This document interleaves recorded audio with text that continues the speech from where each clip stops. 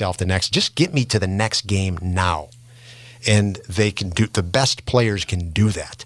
And that's a different echelon of player at the NHL level that can do that. So if you look at the top players in the NHL, their confidence is not going to break. The guys right under that, they have a bad night. They may not want that next game. SiriusXM Fantasy Sports Radio is the place for expert advice, strategy, and information from the best fantasy sports analysis to win your league. Plus, hear pick-by-pick coverage of live drafts and interviews with top players, coaches, and team executives on SiriusXM 87. I'm Frank Trachtenberg with your SiriusXM NHL schedule for Sunday, April the 12th. All times are Eastern, and please remember, all games, times, and channels are subject to change. Check SiriusXM.com for the latest updates. In the NHL, Washington Capitals host the Pittsburgh Penguins at 3 p.m. Capitals on Sirius XM channels 91, Internet 950, Penguins on Internet 941. Columbus Blue Jackets take on the Boston Bruins at 6 p.m. Jackets on XM 219, Internet 927, Bruins on Internet 921. New York Islanders face the Montreal Canadiens at 6 p.m. Islanders on Sirius XM channels 91, Internet 937, Canadiens on Internet 934. New Jersey Devils face the Ottawa Senators at 7 p.m. Devils on XM 220, Internet 936, Senators on Internet 939. Anaheim Ducks face the Vancouver Canucks at 8 p.m. Ducks on XM 221, Internet 920, Canucks on Internet 948. Calgary Flames host the Utah Mammoth at 9 p.m. Flames on Sirius XM channels 91, Internet 923, Mammoth on Internet 947. For 24/7 coverage of the NHL season and hockey across the world, keep it locked on SiriusXM NHL Network Radio, Channel 91. I'm Frank Trachtenberg with your SiriusXM NHL schedule for Sunday, April the 12th. All times are Eastern, and please remember, all games, times, and channels are subject to change. Check SiriusXM.com for the latest updates. In the NHL, Washington Capitals host the Pittsburgh Penguins at 3 p.m. Capitals on Sirius XM channels 91, Internet 950, Penguins on Internet 941. Columbus Blue Jackets take on the Boston Bruins at 6 p.m. Jackets on XM 219, Internet 927, Bruins on Internet 921. New York Islanders face the Montreal Canadiens at 6 p.m.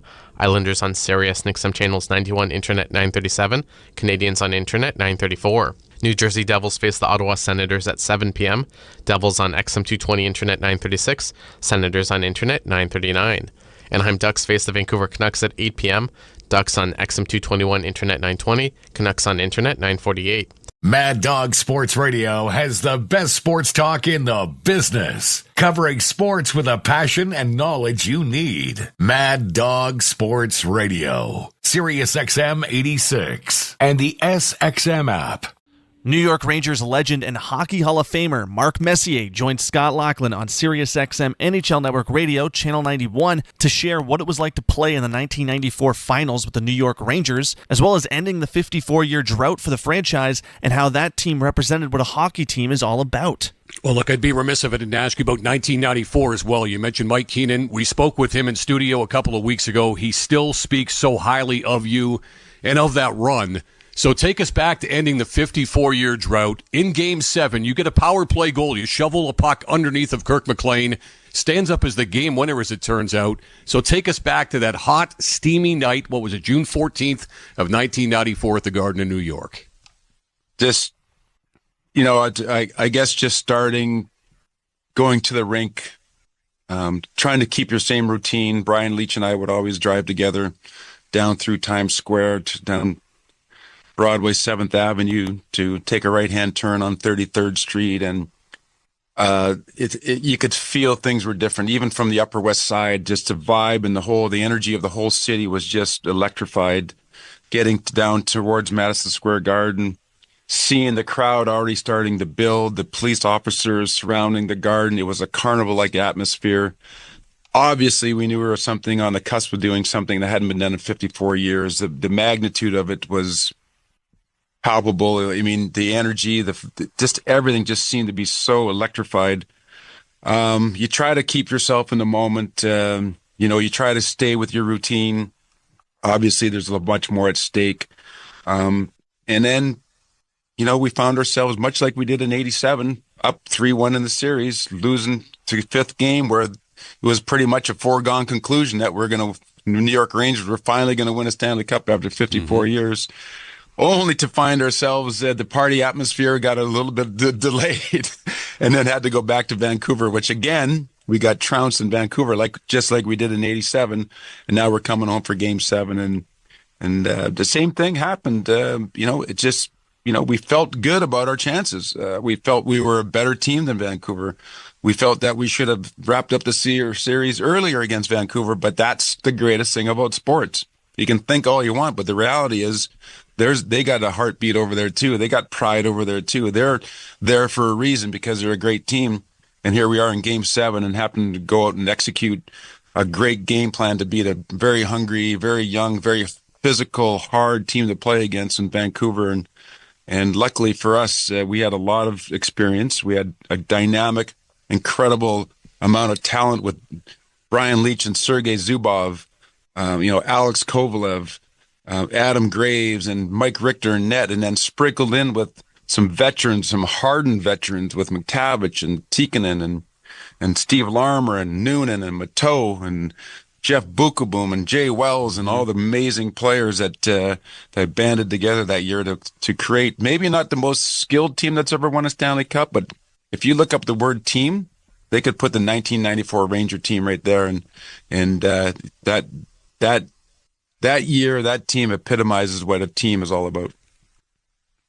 MLB Network Radio is your home for 24/7 baseball talk, featuring on-site coverage of every major event from spring training through the World Series and expert analysis from former general managers and players. SiriusXM Channel 89. I'm Frank Trachtenberg with your SiriusXM NHL schedule for Sunday, April the 12th. All times are Eastern, and please remember, all games, times, and channels are subject to change. Check SiriusXM.com for the latest updates. In the NHL, Washington Capitals host the Pittsburgh Penguins at 3 p.m.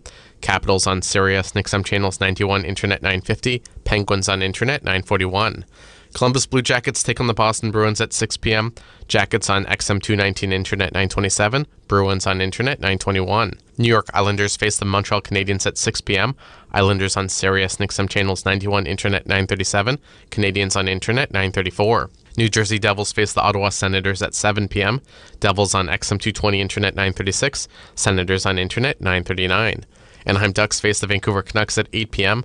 Ducks on XM 221, Internet 920, Canucks on Internet 948. Calgary Flames host the Utah Mammoth at 9 p.m. Flames on Sirius XM channels 91, Internet 923, Mammoth on Internet 947.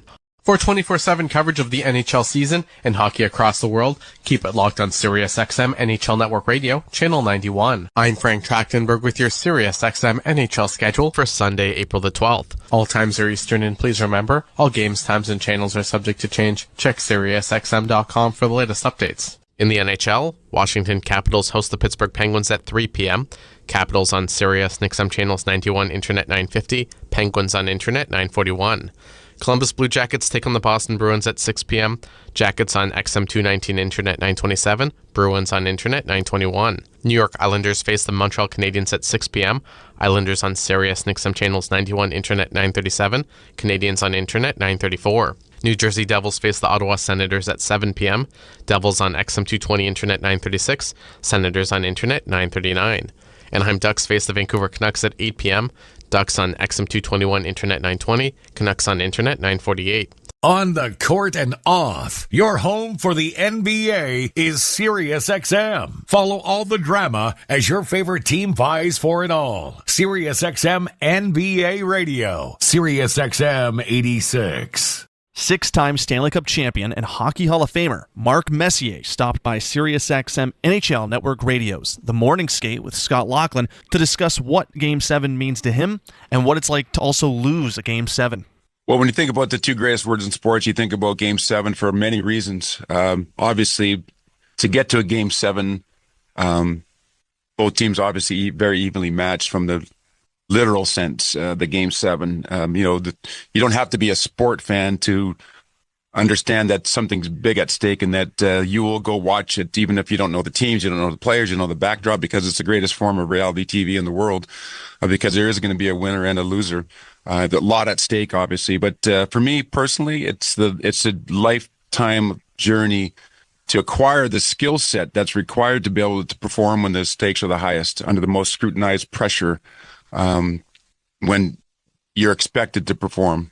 And you think about a Game 7 moment or Game 7, that's when you have to perform. It's a winner or go home situation. And what are the skill sets that are required to do that? Obviously, we've practiced our game and honed our skill set for years and years and years, tens of thousands of hours of honing our skills. But emotionally, mentally, what prepares you to play in those moments and perform when you're expected to? That, I think, is what really defines a Game 7 moment for the players that have excelled in Game 7 moments. And what are those life lessons that we can teach our young boys and girls and the skill sets required to do that? The breathing, it's being able to slow your heart down and your blood pressure goes up and your decision making is rash and concentration varies because of all of it.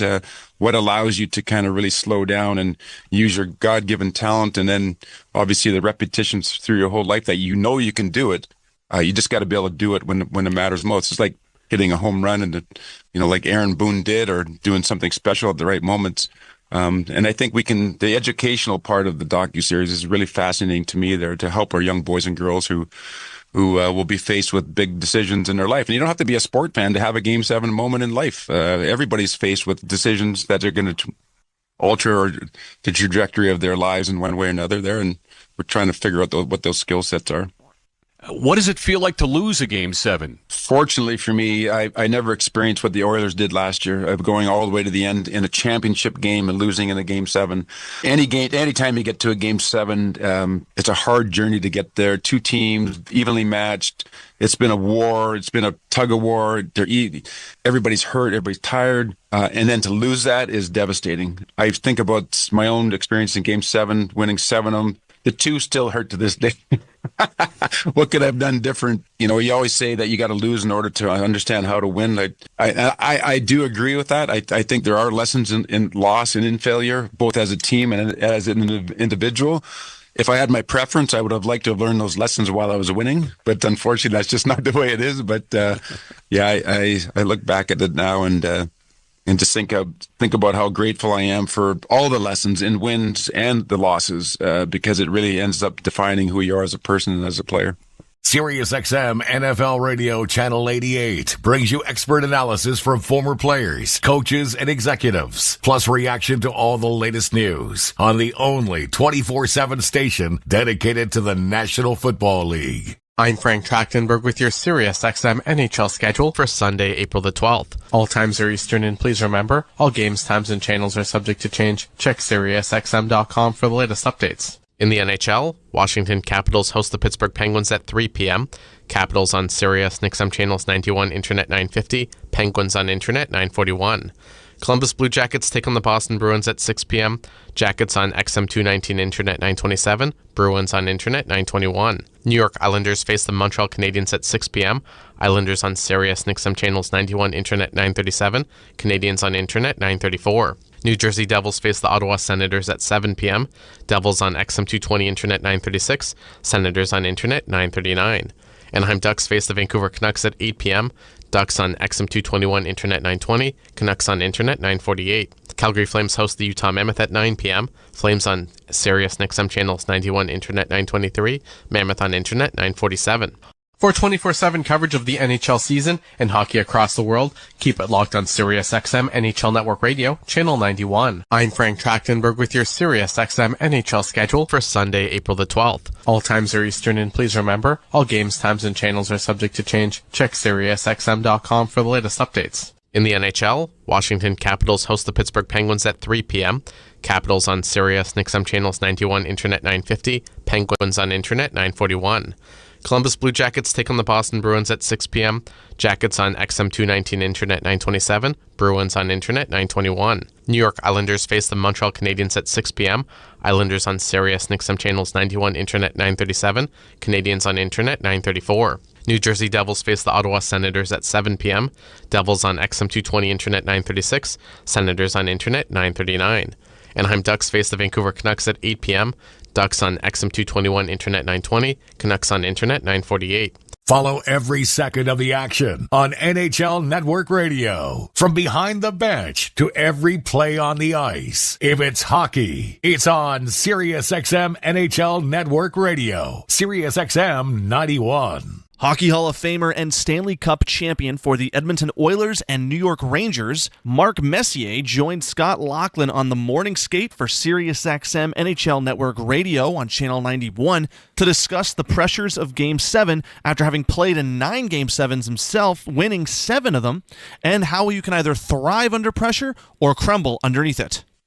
I must look at Game 7s, Mark, like I do overtime in the Stanley Cup playoffs or overtime in any sporting event where you've got so much pressure on you and every play gets magnified.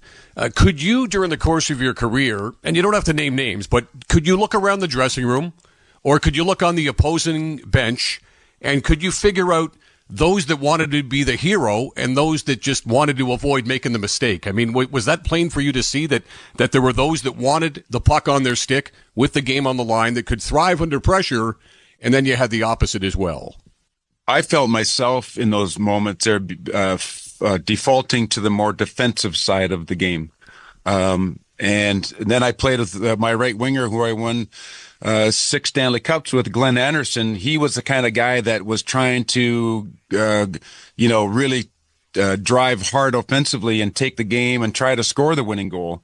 And we're on the same line. Maybe that the difference of us in our mentalities worked perfectly.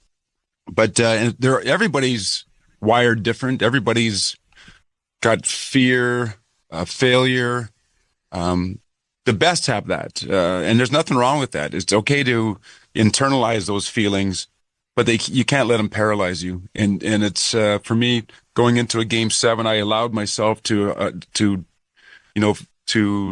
visualize what if we didn't win, leading up to the game, and then slowly as you get closer to the game, you allow yourself to kind of push the negative feelings aside and you start to fill yourself up with all the great things that are going to happen and what you need to do to execute the game plan. And of course, ultimately to seeing yourself, holding the trophy. And then as the game starts, all the negative and the positive go away. And then you drill yourself down into, just executing the game plan. And you don't think about the what ifs and what should have been or what could have been. You just really kind of play in the moment. And I think trust becomes a massive word when you think about it. Can I trust each one of the players that are going out there to not only to do their part from a strategic standpoint, be in the right position, be in the right places at the right time, but not get undisciplined and take poor penalties at the wrong time because their ego is bruised and someone took advantage of them, then being able to hold all that in check. So there's just so many dynamics to think about for a team in order to overcome all the obstacles to win a championship. And it's fascinating to me. It's one of the reasons I was able to play 26 years, because once you do it, you understand how fun it is, but also how complicated and intricate it is to kind of get not only the team from a physical standpoint to come together, but how a team comes together emotionally, mentally, and the spirituality around a team and the respect that lives inside that locker room is incredible. Hear it all on demand. Your favorite shows, your favorite games. Don't miss a second of your favorite SiriusXM programming on demand with the SiriusXM app. Download it now for free. I'm Frank Trachtenberg with your SiriusXM NHL schedule for Sunday, April the 12th. All times are Eastern, and please remember, all games, times, and channels are subject to change. Check SiriusXM.com for the latest updates. In the NHL, Washington Capitals host the Pittsburgh Penguins at 3 p.m. Capitals on Sirius XM channels 91, Internet 950, Penguins on Internet 941. Columbus Blue Jackets take on the Boston Bruins at 6 p.m. Jackets on XM 219, Internet 927, Bruins on Internet 921. New York Islanders face the Montreal Canadiens at 6 p.m. Islanders on Sirius XM channels 91, Internet 937, Canadiens on Internet 934. New Jersey Devils face the Ottawa Senators at 7 p.m. Devils on XM 220, Internet 936, Senators on Internet 939. Anaheim Ducks face the Vancouver Canucks at 8 p.m. Ducks on XM 221, Internet 920, Canucks on Internet 948. Calgary Flames host the Utah Mammoth at 9 p.m. Flames on Sirius XM channels 91, Internet 923, Mammoth on Internet 947.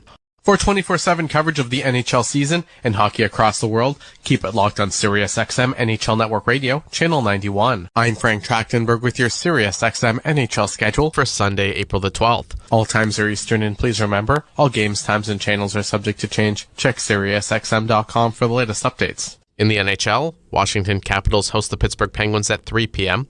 Capitals on Sirius XM Channels 91, Internet 950, Penguins on Internet 941. Columbus Blue Jackets take on the Boston Bruins at 6 p.m. Jackets on XM219 Internet 927, Bruins on Internet 921. New York Islanders face the Montreal Canadiens at 6 p.m. Islanders on Sirius XM Channels 91 Internet 937, Canadiens on Internet 934. New Jersey Devils face the Ottawa Senators at 7 p.m. Devils on XM220 Internet 936, Senators on Internet 939. Anaheim Ducks face the Vancouver Canucks at 8 p.m. Ducks on XM221 Internet 920, Canucks on Internet 948.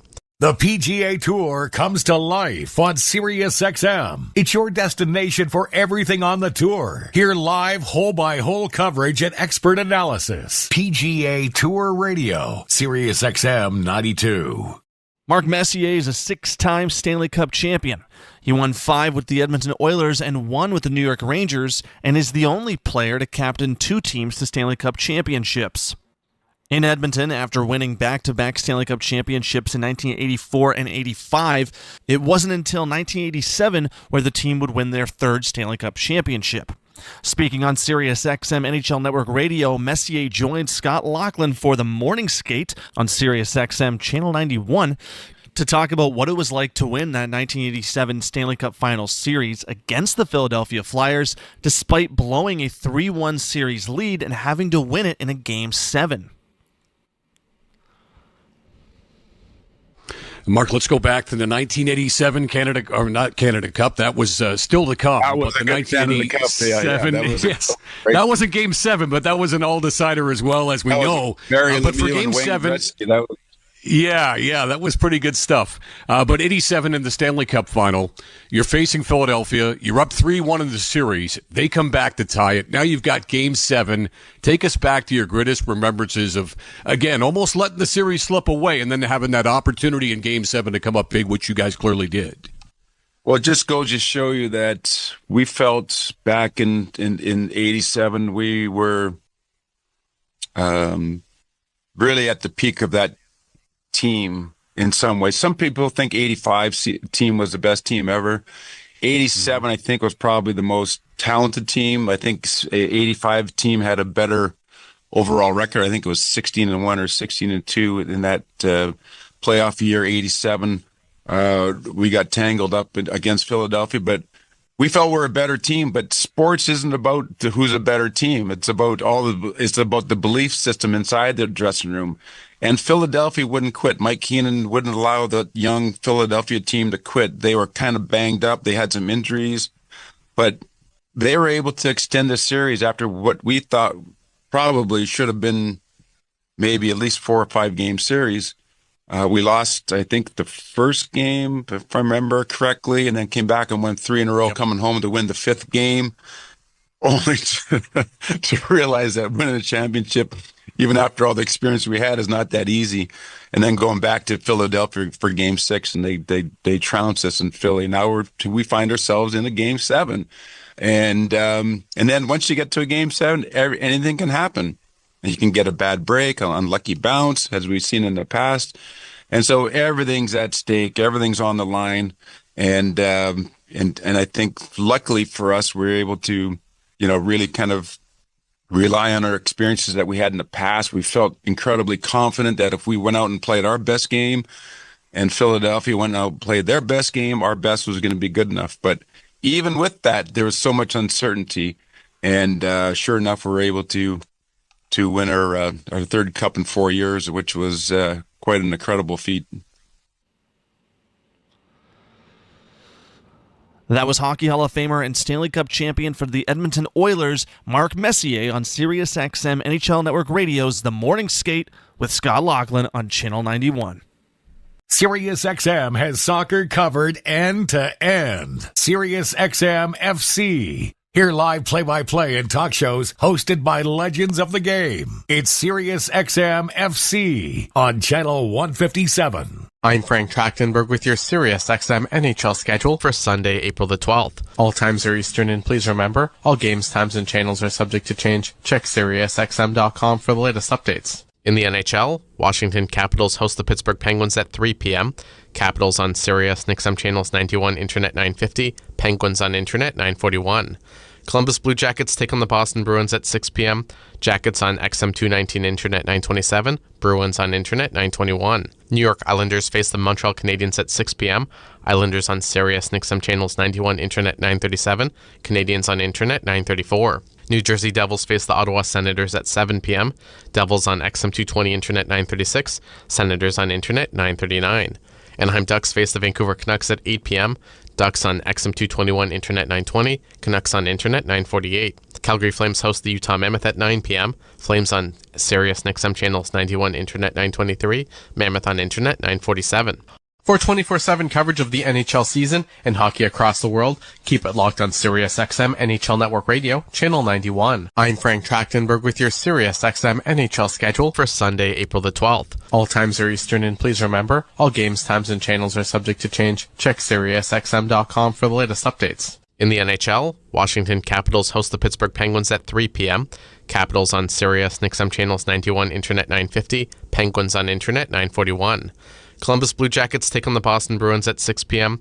Jackets on XM 219, Internet 927, Bruins on Internet 921. New York Islanders face the Montreal Canadiens at 6 p.m.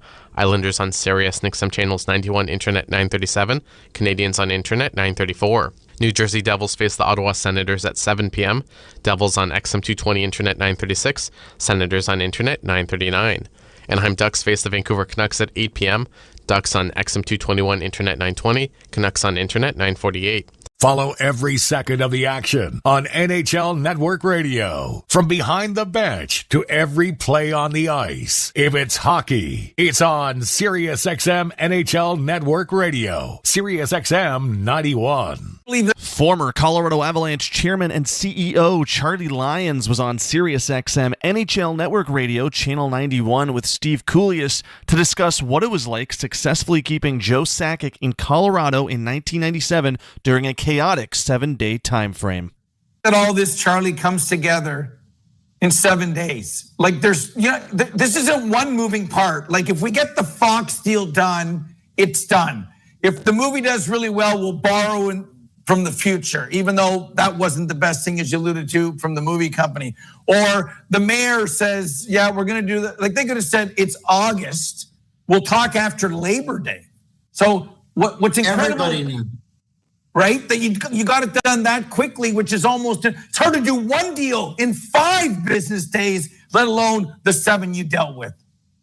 You know, in the movie business, I make this point in the documentary. One of the things that keeps an audience engaged is if the clock is ticking. You know, find the person that's been kidnapped, disable the bomb, stop the terrorist, get to the stage on time so you can get up and do your stand-up comedy when the audience is waiting. The ticking clock makes people realize we don't have time to screw around. We got to fix this and do it right now. So that was, in many ways, as miserable it was for, and particularly with my team, because I had a great team, you know, but they did the heavy lifting because in essence, we had to do everything on handshakes. You're not going to get everything documented, but you're talking about the most honorable parties on earth, the mayor, Fox, Liberty Media. When they shake your hand, it's gold. And so we got it all done and here we are. What was it like this is 1997, so no e-transfers. What was it like to tell the Rangers, to quote a song, to take this and shove it?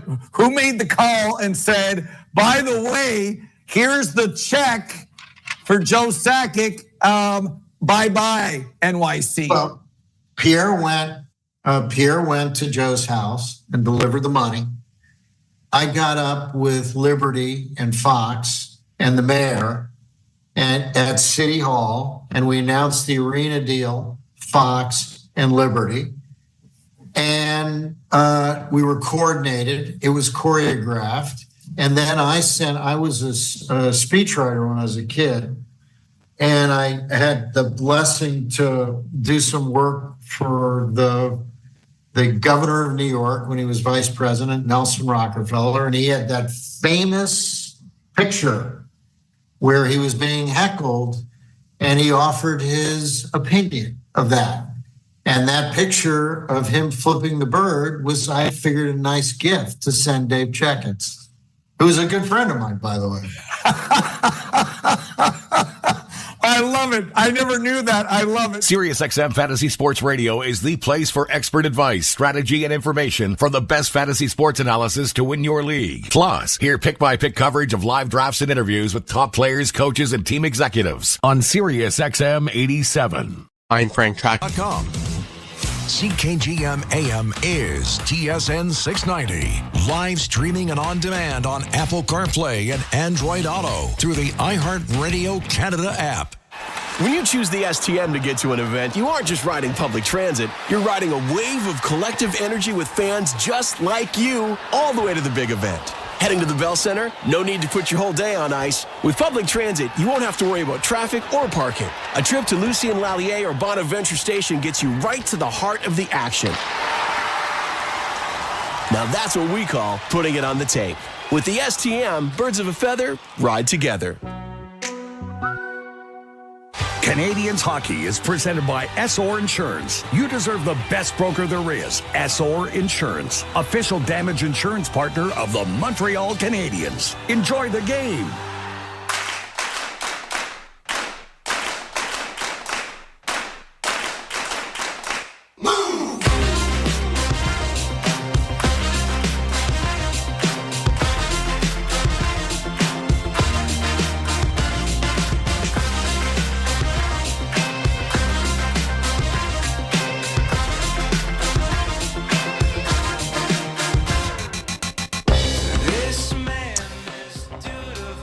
For the final home game of the 2025-26 regular season, the Montreal Canadiens left something to be desired in a disappointing 5-2 loss to the Columbus Blue Jackets.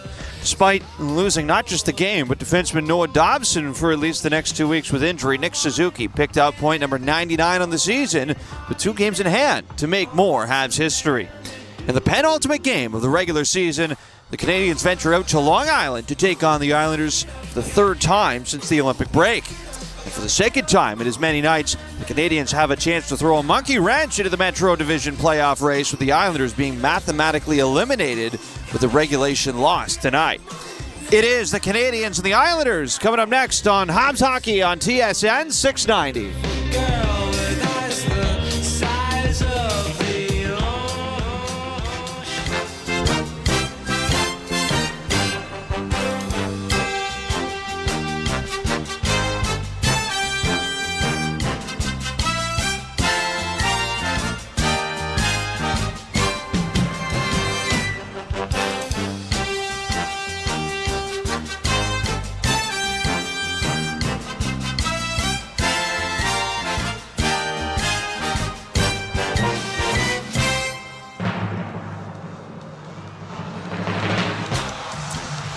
Good evening, ladies and gentlemen, and welcome to another edition of Habs Hockey on TSN 690.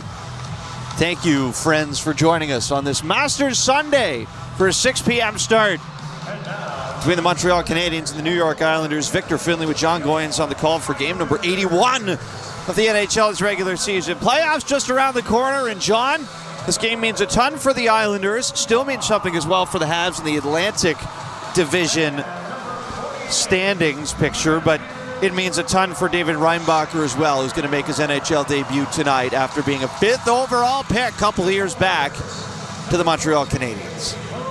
Yeah, and his path to get here has been, filled with injuries, playing in Switzerland, pro, then coming over to North America, more injuries, and now he's been a little bit more healthy with Laval. And then Montreal is faced with a litany of injuries, and now he's called upon, and it's going to be really, really interesting how they deploy him here in Game 1. It's a great test because he's going to be up against a very, very urgent squad in the New York Islanders. A lot of lineup notes for the Montreal Canadiens. We'll get to those in a moment. First off, we'll send you out to Long Island for the national anthems. The New York City Department of Sanitation. And here to sing "Oh Canada" and the Star Spangled Banner, please welcome Joe Kaiser.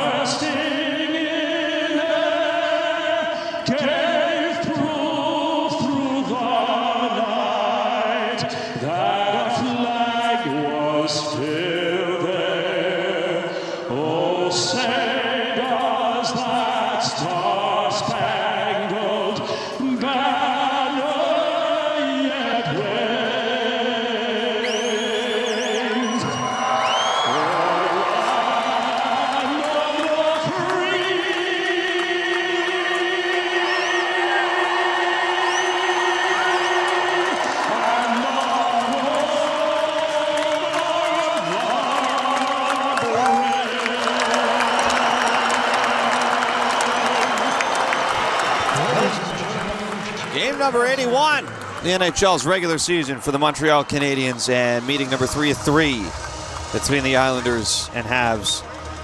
As we get you introduced to the starting netminders, beginning with Ilya Sorokin on the Islanders side. 55 games, including this one tonight. He has been great all season, but it's been a tough go in hhis last 6 games. He's got a 1-5-0 record with a 4.16 goals against and an .850 save percentage. As Jacob Fowler will get the call from Montreal. He's got wins in 4 of 6 games since being called up in March with a .907 save percentage in those 6 games as well. So the big news, David Reinbacher is in for the first time in his NHL career. He will start this game on the bench. It'll be Suzuki, Slavkovsky, and Caulfield with Gooley and Matheson on the blue line. Of course, Gooley is back in tonight. Adam Engstrom out. Joe Veleno also sits out as Zach Bolduc draws in after missing the last 2 as a healthy scratch. Habs moving from right to left as we get underway from UBS Arena.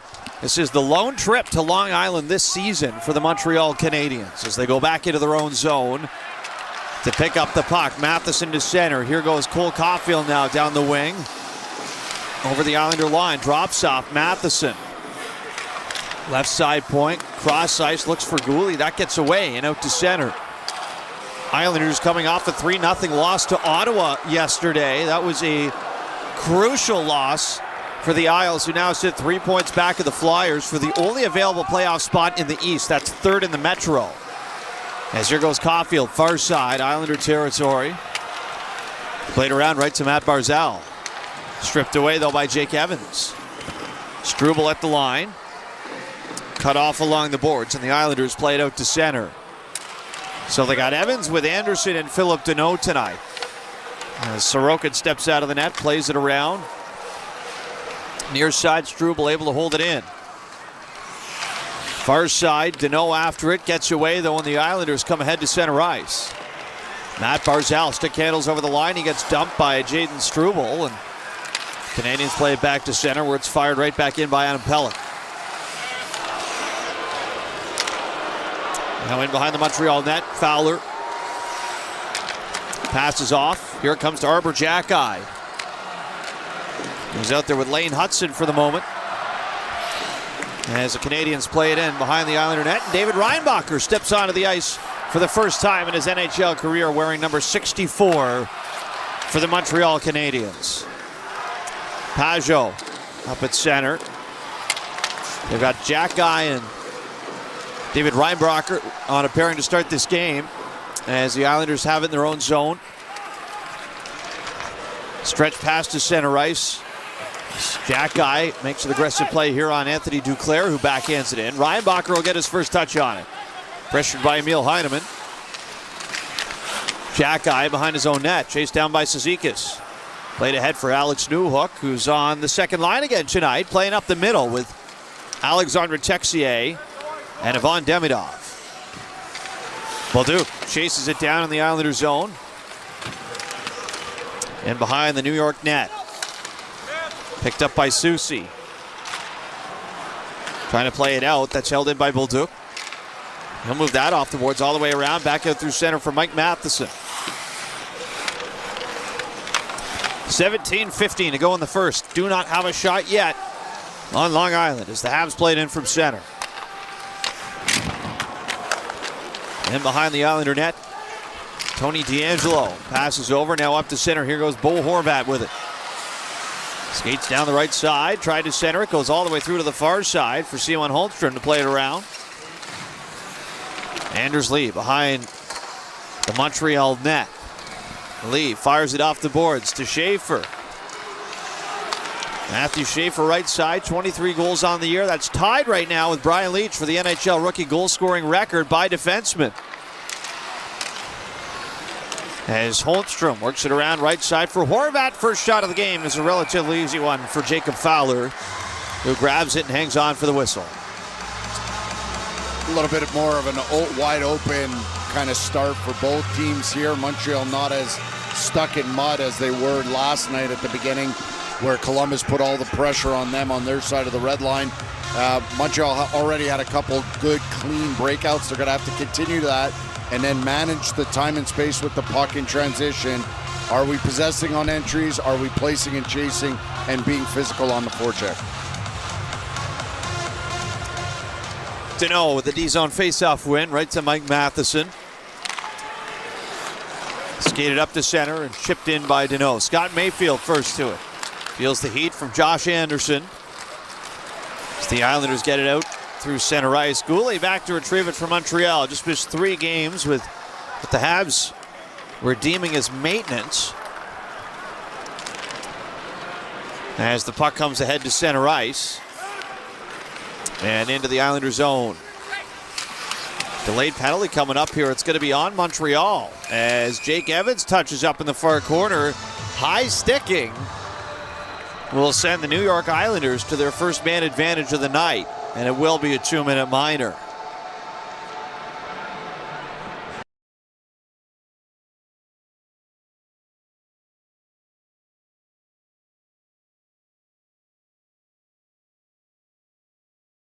Montreal 17, 2-minute minor, high sticking. So Anderson goes off, and the Habs penalty kill is presented by Popeyes Quebec. Well, the positive here is that they're facing a relatively, almost historically bad power play in the New York Islanders not just this season. You and I were discussing it. Last 4 years combined, 16%. This year's been really, really bad. They're sitting 30th at 16.8%, but in their last 10 games, 6.7%. Montreal penalty number 17, Josh. Face-off win for the Canadiens. They'll rip it out to center. Montreal had a perfect PK in 6 straight games prior to allowing a power play goal against Columbus last night. As the Islanders spin it around, here's Matt Barzal. Leads this team with power play points, but he's only got 2 power play goals on the year. As Barzal off the near wing. Shovels it across, no one there for New York. Cooley gets to it, and he's going to stuff it all the way out down the ice. And speaking of Barzal, it's a point of frustration. All the coaches that have gone in there is that possession without purpose a lot of times, especially on the power play, and it really messes up the flow and connected elements of the power play. Here's Horvat in on the far side, Montreal territory. Has some support from Callum Ritchie. As the Habs fire it around the boards. Comes out to center for Philip Deneau. He'll throw it in towards Sorokin. Islanders gather control again. 54 seconds left in their power play. As Schaefer carries into the attacking zone. Tried to play that through for Holmstrom. That's broken up and cleared by Montreal. Matt Schaefer leads this Islander team in power play goals. He's got 8 of them this season as a rookie. As the Islanders play it in behind the Montreal net. Holmstrom taken to the boards. Picked up by Heineman. Here's Pajot up top. Throws it across for Tony DeAngelo. DeAngelo at the line. Passes to his left for Holmstrom. Down low, Pajot. Back up high for Holmstrom. DeAngelo right side. Walks in. Passes over. Holmstrom with a shot. That's blocked in front. Never got through. And Jake Evans is able to loft it out through center ice. That's going to do it. For the New York man advantage, they are 0 for 1 this evening. 13:45 to go in the first. No score yet. Struble rolls it ahead to center ice. Picked off by Adam Pelech. Now play it into the Montreal zone. David Reinbacher back for it.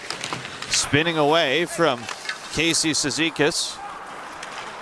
Canadians take it away, and out to center they go with Nick Suzuki. Off to Slavkovsky. Try to roll it toward the net. Slavkovsky can't get it through. Picked off by Pelech, and he'll send an outlet ahead right to Mark Gacon. In on Struble, little wrister, blockered away by Fowler, and Kyle McLean with a follow-up try has it covered up for the whistle. 13:07 to go in this first period of play. Habs get their first penalty kill of the night. With no score yet on Habs Hockey on TSN 690. The Stanley Cup Playoffs Bracket Challenge presented by Expedia is back. Come on, boys. And now it's time to take your shot. Face off against family and friends. And see if you can predict this year's playoffs. Can you pick the perfect bracket and claim the ultimate prize? A trip to a 2026-27 NHL event and an Adventure Chrono NHL Limited Edition watch by Norcane. Sign up today at nhl.com/bracket. Wherever Canadians raise a glass, you'll find Molson. There's a good reason for that. When you've been in Canada for over 230 years, you get around. In the cups and fridges of Canadians, generation after generation, Molson has a beer for everyone. So raise a glass or cup or whatever you pour your Molson in. Because it doesn't matter what it's in, it matters where it's from. Canadian, export, ultra, excel, Molson. Everyone in. Must be legal drinking age. It's no secret, Winnie's on Crescent is the place to cheer on Montreal's hockey team. Come enjoy pub fare before, during, and after the game. Who knows who you'll see? Winnie's Bar and Restaurant, 1459 Crescent, winniesbar.com. Canadians hockey is presented by Essor Insurance. You deserve the best broker there is. Essor Insurance, official damage insurance partner of the Montreal Canadiens. Enjoy the game. Back at UBS Arena, 0-0 between the Islanders and Habs, the Islanders team, John, we're seeing for the first time tonight with Pete DeBoer behind the bench. He has not had a whole lot of time to get accustomed to his new surroundings. No, not at all. Actually, he was hired, and oddly enough, at this time of year, his team had 4 days off between games. So he got involved with the practices a bit, but you know when they're hiring someone, they're studying how a team is playing, and you come in at this point, you can only add little tweaks to the forecheck, to the neutral zone, to the D zone. You could only add little nuances that you might prefer for the rest of the season before you could really say this is a Pete DeBoer team. D-zone face-off win for Montreal. Sees Lane Hudson play it ahead to center. And the Habs able to get it in over the Islander line. Soucy throws it right back ahead, and in it goes behind the Montreal net. Matheson up the wing, tipped to center. Gathered and fired in by Scott Mayfield. 12:39 to go in the first. Shots 2-1 for the Islanders. No goals yet. As the Habs dig it loose at center. Here goes Zach Bolduc, steps in. Passes over far side for Demidov in the attacking zone. He's harassed by Tony DeAngelo. As the puck comes back. More Scott Mayfield. That's lofted all the way down ice right to Fowler, and he gave it away right to Braden Shen at the side. He'll move it across. Low shot from DeAngelo. No problem for Fowler, who shuts the door. Canadians with Caden Gooley. Played ahead to the neutral zone for Newhook. Hands off. Demidov moving in with a high shot. That goes over top of the net. Now at the line, Struble. Low shot tipped by Demidov. That one might have been warded away by Sorokin. Texier on it. Stripped of it. And here goes Barzal to center. Right side moving in. Barzal with a shot. That one got Jacob Fowler up high. Another try from Barzal. Missed the net. And Newhook throws it around behind his own cage for Lane Hudson. 11:22 to go in the first. Hudson's waiting for a line change here. Suzuki, Slavkovsky, and Caulfield get on the ice. Suzuki to center. Over to Slavkovsky. Moving in through the middle. Suzuki shot, and that one doesn't get through. Stays alive in the corner. Caulfield on it. To the point. Jack Guy with a hard shot. That one hit traffic in front. Caulfield again. To the point. Shot incoming from Reinbacher. That one hit traffic. So it goes back to the line. Reinbacher pushes it over far side. Caulfield around the boards. Jack Guy on it. Far side. Reinbacher tees it up for Caulfield. Kick at the shot through. Suzuki with a try. That's blocked as well. And eventually covered up here by Ilya Sorokin. Yeah, I like to see that from Reinbacher. The first time he gets to touch that puck on that offensive blue line, he's in the middle of the ice, and he does not hesitate. Just gets his hips around it, puts it on net. Unfortunately, he fans on it, and he sends a dribbler to the net, but it was the mindset and the approach to the puck was, I'm not going to fool around here. I'm not going to overcomplicate things. You want to see that simplification executed at a confident and consistent level.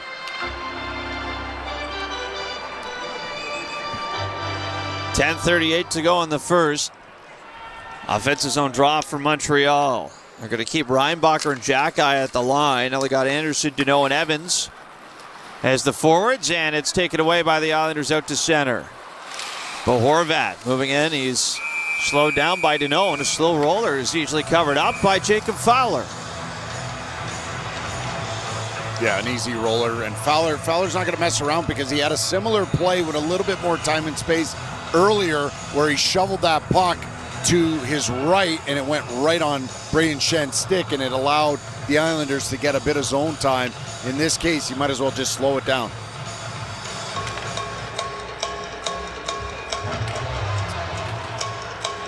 More cowbell.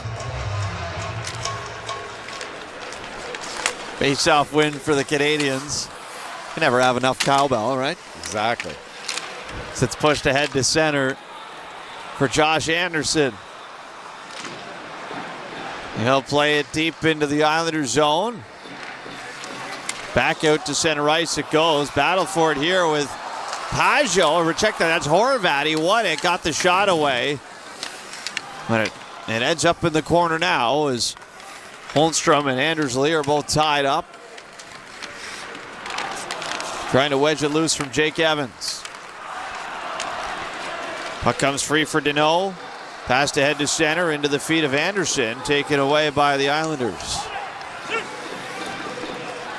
9:39 to play in our first period. No goals yet. Shot 6-1 for New York. As they'll bring it into the Montreal zone. Loose puck, far side. Offered toward the net. That missed Fowler and goes right to Kyle McLean. He tried to feed it to the line, and that missed, so it goes all the way back for Ilya Sorokin. Now back to center. Here come the Islanders moving in. Gatko with a wrister. That's stopped by Fowler. That might have been tipped by McLean on the way. As the Canadians go back to center ice with Doc. He'll flip it in off the glass. Battle for it in the corner. Comes free for New York. Gatko rolls it to the neutral zone. Taken away by Montreal.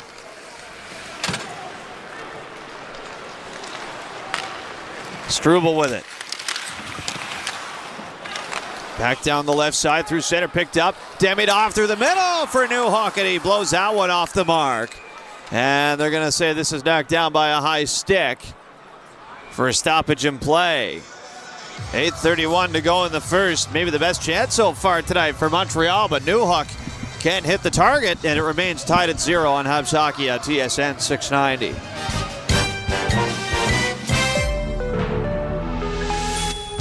Bell Pure Fiber Internet? It's fast, like really fast. And the offer? It's good, like really good. Switch to Bell Pure Fiber, Canada's fastest internet, awarded by Ookla. Get 500 for $75 a month with autopay credit. Fast internet, long ad, but so worth it. Visit bell.ca for more details and to check availability. Bell, connection is everything. Are you looking for a damage insurance broker that specializes in commercial insurance? There is only one name, Essor Insurance. Present in 12 regions in Quebec, Essor Insurance brokers are the perfect advisors for you. With more than 65 years experience, Essor Insurance is proud of its team of brokers who stand out for their ability to select the best products for your business. Call 833-370-2704 or visit essor.ca to ask for a quote. You deserve the best broker there is. Essor Insurance, official damage insurance partner of the Montreal Canadiens. Hey, so what did you want to talk about? Well, I want to tell you about Wegovy. Wegovy? Yeah, Wegovy. What about it? On second thought, I might not be the right person to tell you. Oh, you're not? No, just ask your doctor about Wegovy. Yeah, ask for it by name. Okay, so why did you bring me to the circus? Oh, I'm really into lion tamers. You know, with the chair and everything. Ask your doctor for Wegovy by name. Visit wegovy.ca for savings. Exclusions may apply. The home of your Montreal Canadiens. TSN 690.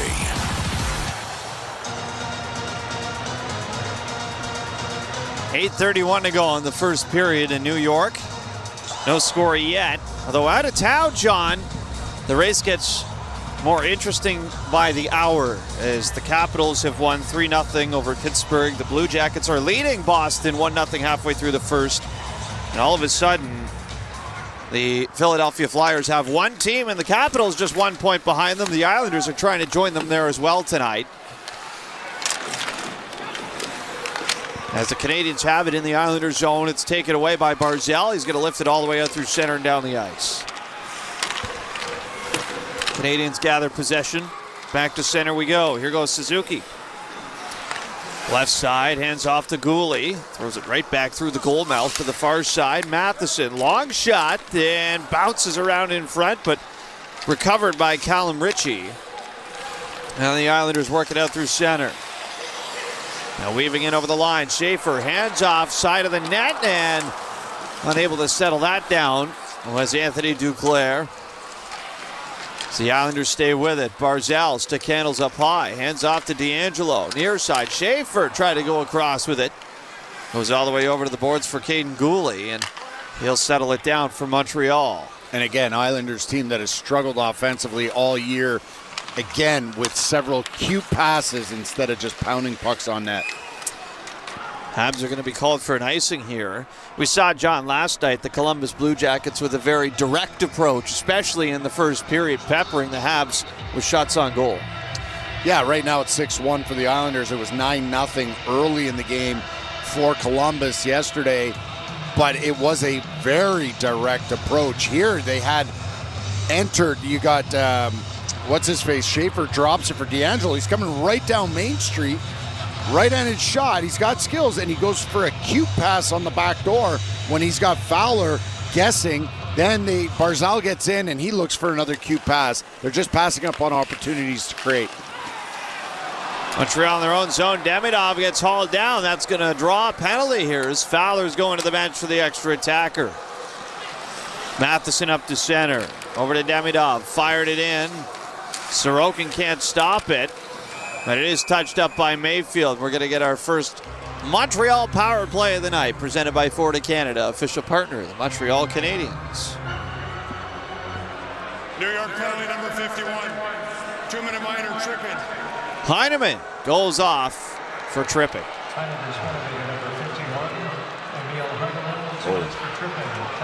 I thought it was going to be maybe a hold. I guess he just clipped him with his skate there, but nonetheless, Montreal's got an opportunity to kind of wake up a little bit and get some separation on the scoreboard here, because it hasn't been the best start, but it definitely is not the worst start we've seen of late, and their power play has to be a lot better than it was last night. Just 12.5% over their last 11 games are the Montreal Canadiens. So the Islanders win this draw and fire it down ice. Though the good thing for Montreal this year in the season series against the Islanders, their power play is operating at 71.4%. That is not a typo. They are 5 for 7 on the man advantage against the Islanders this year. Here's Caulfield. Works in near side. Give and go with Suzuki as the Habs get set up. Suzuki tried to circle that out in front. Goes all the way back to the line for Hudson. Near side, Suzuki to the net. Stopped by Sorokin. Back to the near side. Suzuki again guides it to the line for Lane Hudson. Suzuki near side. Down low, Caulfield. Back to Suzuki at the face-off dot. Wrister, that's turned away by Sorokin.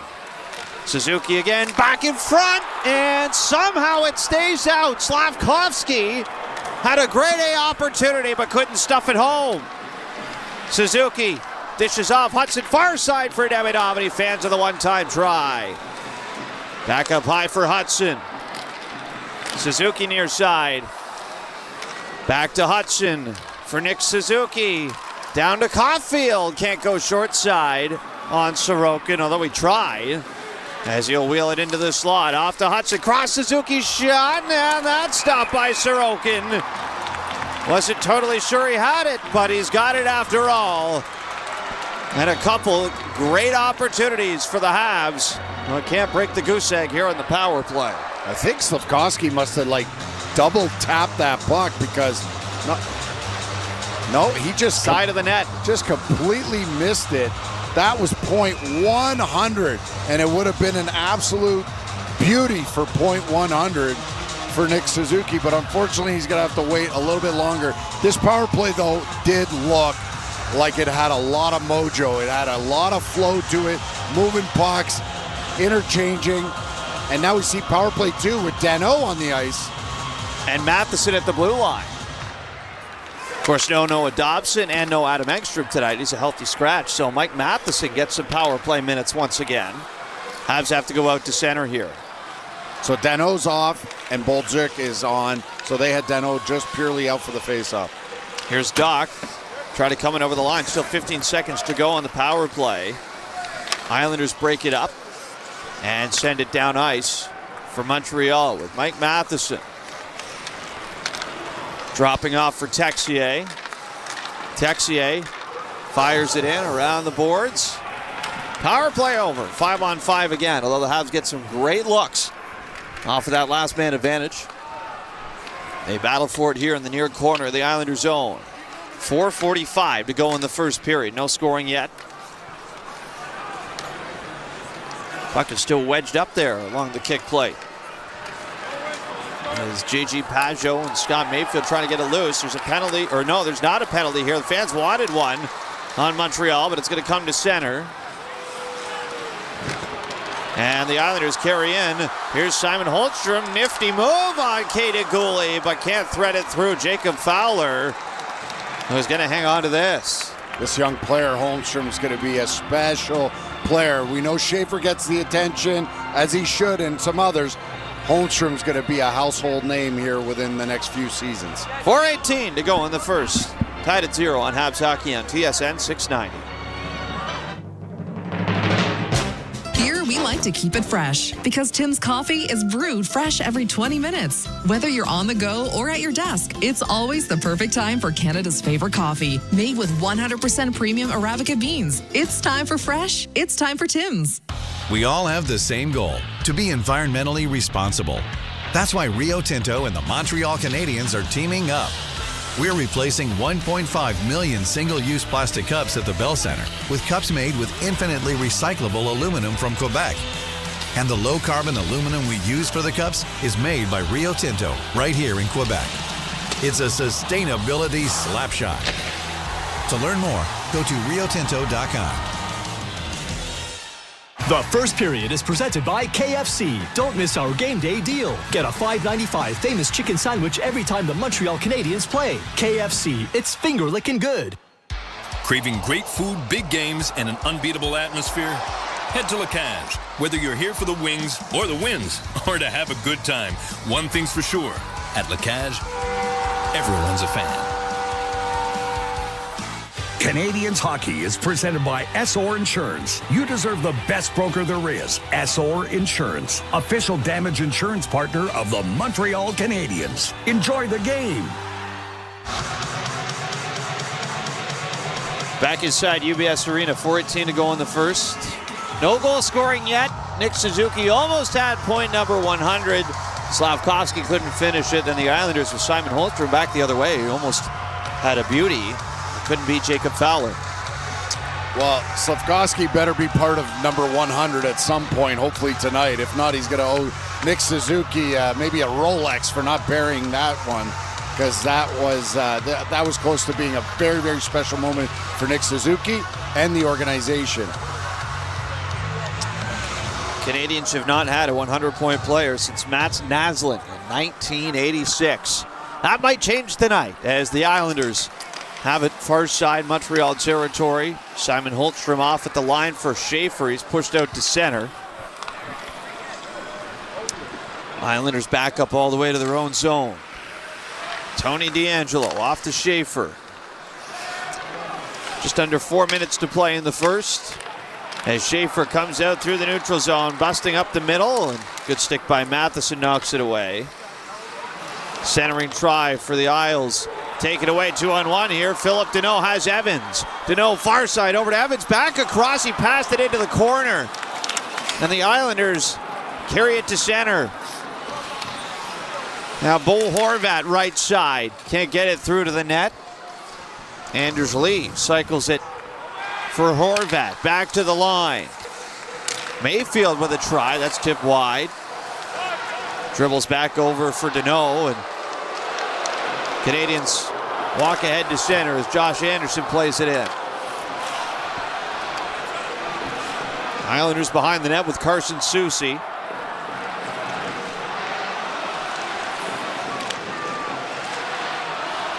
Up to center, Soucy will dive back into his own zone, give it over to Scott Mayfield. Now rolled in behind the Montreal net. Callum Ritchie will get to it first. He's checked to the corner by Lane Hudson. Habs get it to the line, not out. Callum Ritchie, long floater, goes off a leg and wide. Matt Barzal near side. Up the boards. Caulfield takes it away, passes back for Struble. Suzuki to center with speed. Puck is played in behind the Islander D. Adam Pelech plays it around and up to center. Ritchie under pressure from Jack-Eye. 2:08 to go in the first. No goals yet. Jack-Eye in his own zone. Ahead to Newhook and Demidov at center. They'll pass it back to Jack-Eye. Here's Reinbacher now. Over to Jack-Eye. Pass to center for Texier is towered in. Bouncing wide of the Islander net. Heineman throws a hit far side. So the Islanders come ahead to center with it. Duclair slides it right to Fowler, and he's going to be forced to cover up here with Heineman bearing down on the doorstep. That's going to draw a bit of a crowd. Montreal, I mean, that last power play really got their offensive, mojo going a little bit. But since then, they get a clear 2-on-1 opportunity, Danault and Evans. And Danault does something that more players need to do, an early pass on a 2-on-1 above the tops of circles. He's on his one-timer side, and I'm not sure why he's not shooting this puck, and he goes for one extra pass. It ends up in the corner. 5-on-5 offense has been a struggle here, a better part of 4 periods since the start of yesterday's game. D-zone face-off win for Montreal. Evans to center will snap it in. The puck rides around. We've got Doc and Kapanen on the ice here together as the Islanders come ahead to center. Bolduc out there too.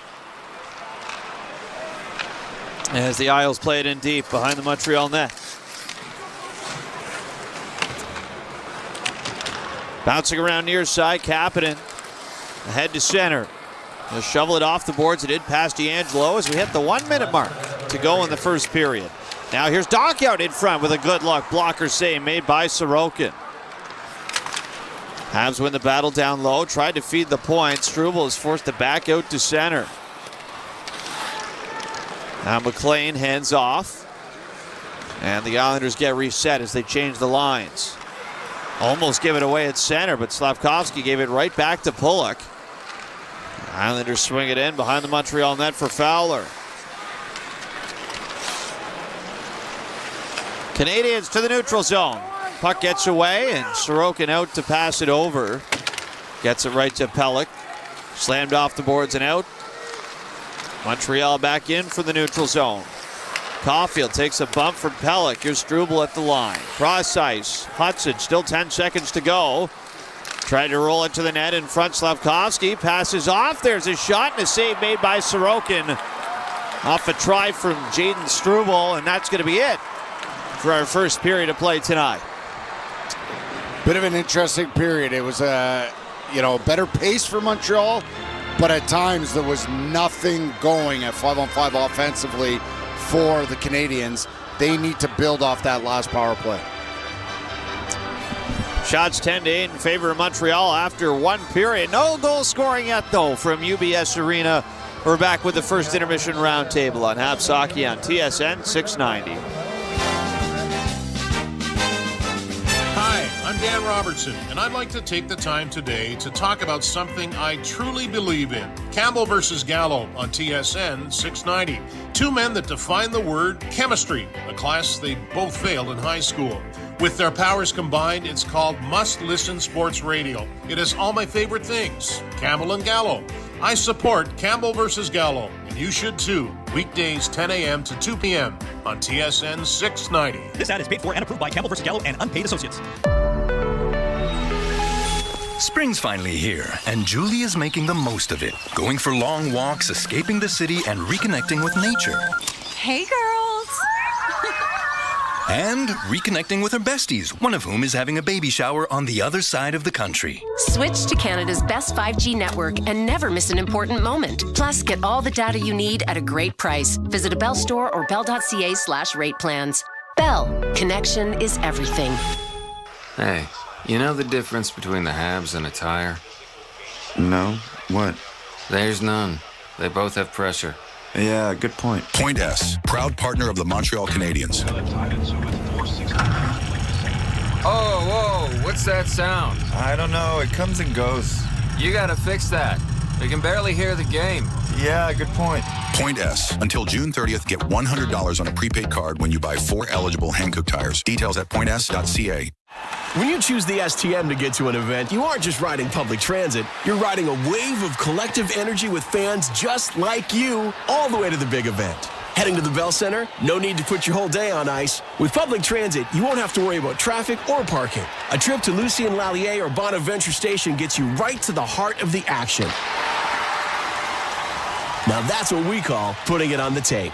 With the STM, birds of a feather ride together. Craving great food, big games, and an unbeatable atmosphere? Head to La Cage. Whether you're here for the wings or the wins, or to have a good time, one thing's for sure. At La Cage, everyone's a fan. There's nothing like hockey night in Montreal. See the Habs live at the Bell Center and be part of the NHL's most electric atmosphere. Buy your tickets today. Hey fans, this is Josh Anderson. Get your tickets now at Canadians.com/tickets. Abrisvo is an RSV vaccine. 60 or over? Talk to your healthcare provider about Pfizer's Abrisvo. Visit abrisvo.ca. Canadians hockey is presented by SR Insurance. You deserve the best broker there is. SR Insurance, official damage insurance partner of the Montreal Canadiens. Enjoy the game.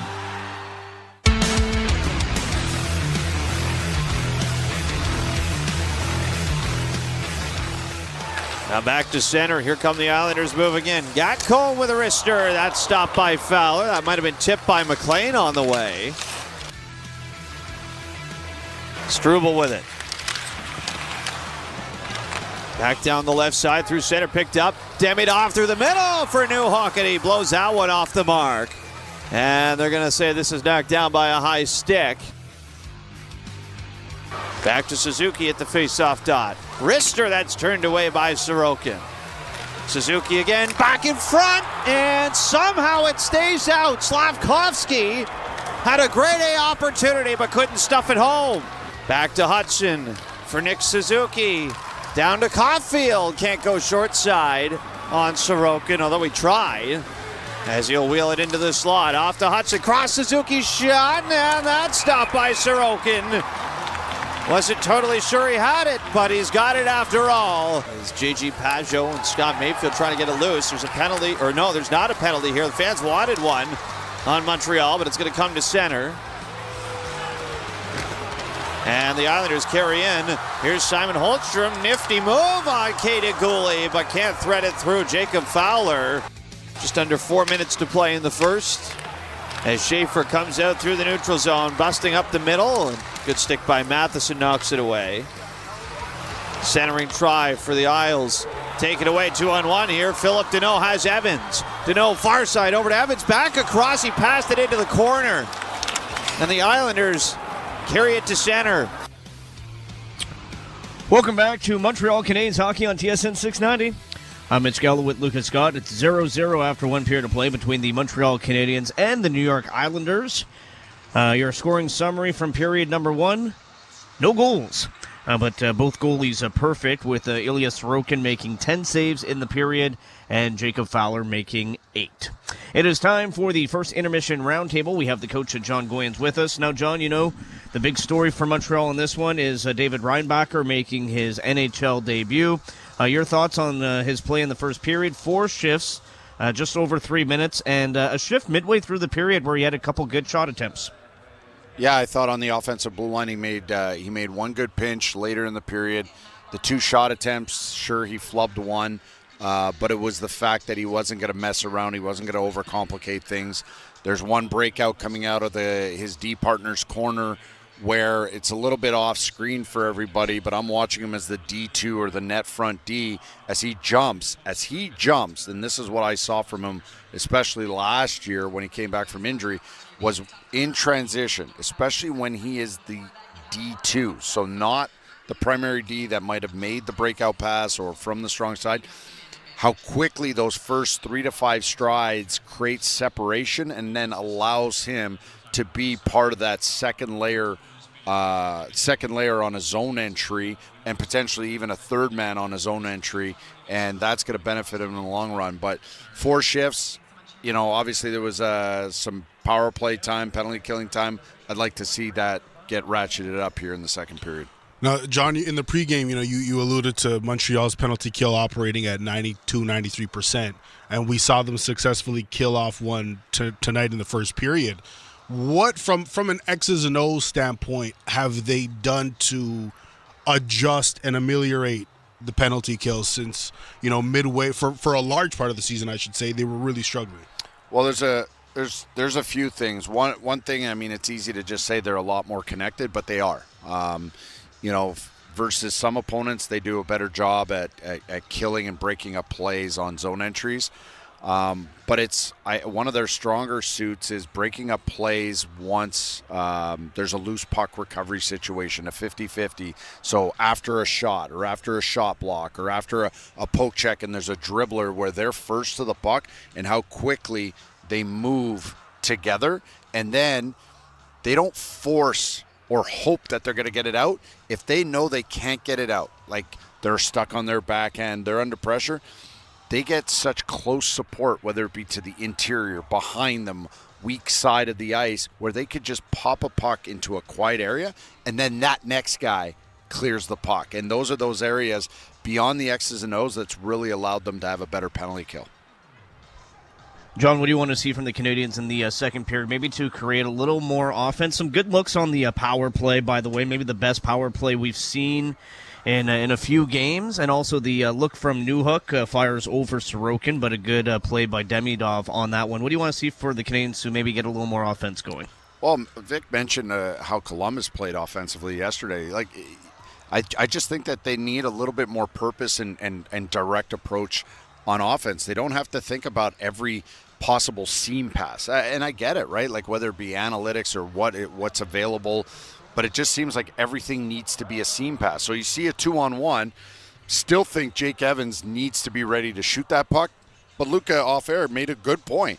Danault just assumed and just floated away from that play. Yeah, why I didn't get that. Like all players are taught, John, to go to the net, not kind of peel off to the right the way he did. And so, after he dishes it, he needs also to open up because he's on his one-timer side as well, or on his off wing. But I think outside of those 2-on-1s where you want to see an early east-west pass and that opens up the potential for a quick strike, is at 5-on-5, they need a more direct approach. Stop looking for the extra seam pass. Stop looking for potentially the 100th point guy.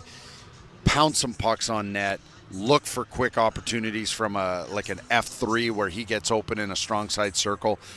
Stop overthinking things. Stop making everything cute. John, I will be the first to say I'm not going to question. Well, okay, maybe not question is too strong, but I obviously would never know as much hockey as Martin St. Louis could forget. But can you explain to me the logic behind putting Danault and Evans on the same line when neither of those guys have demonstrated that, the wing is where they want to be? Man, I'll give Jake Evans. I think Jake Evans is more versatile than Danault because he's a quicker skater these days.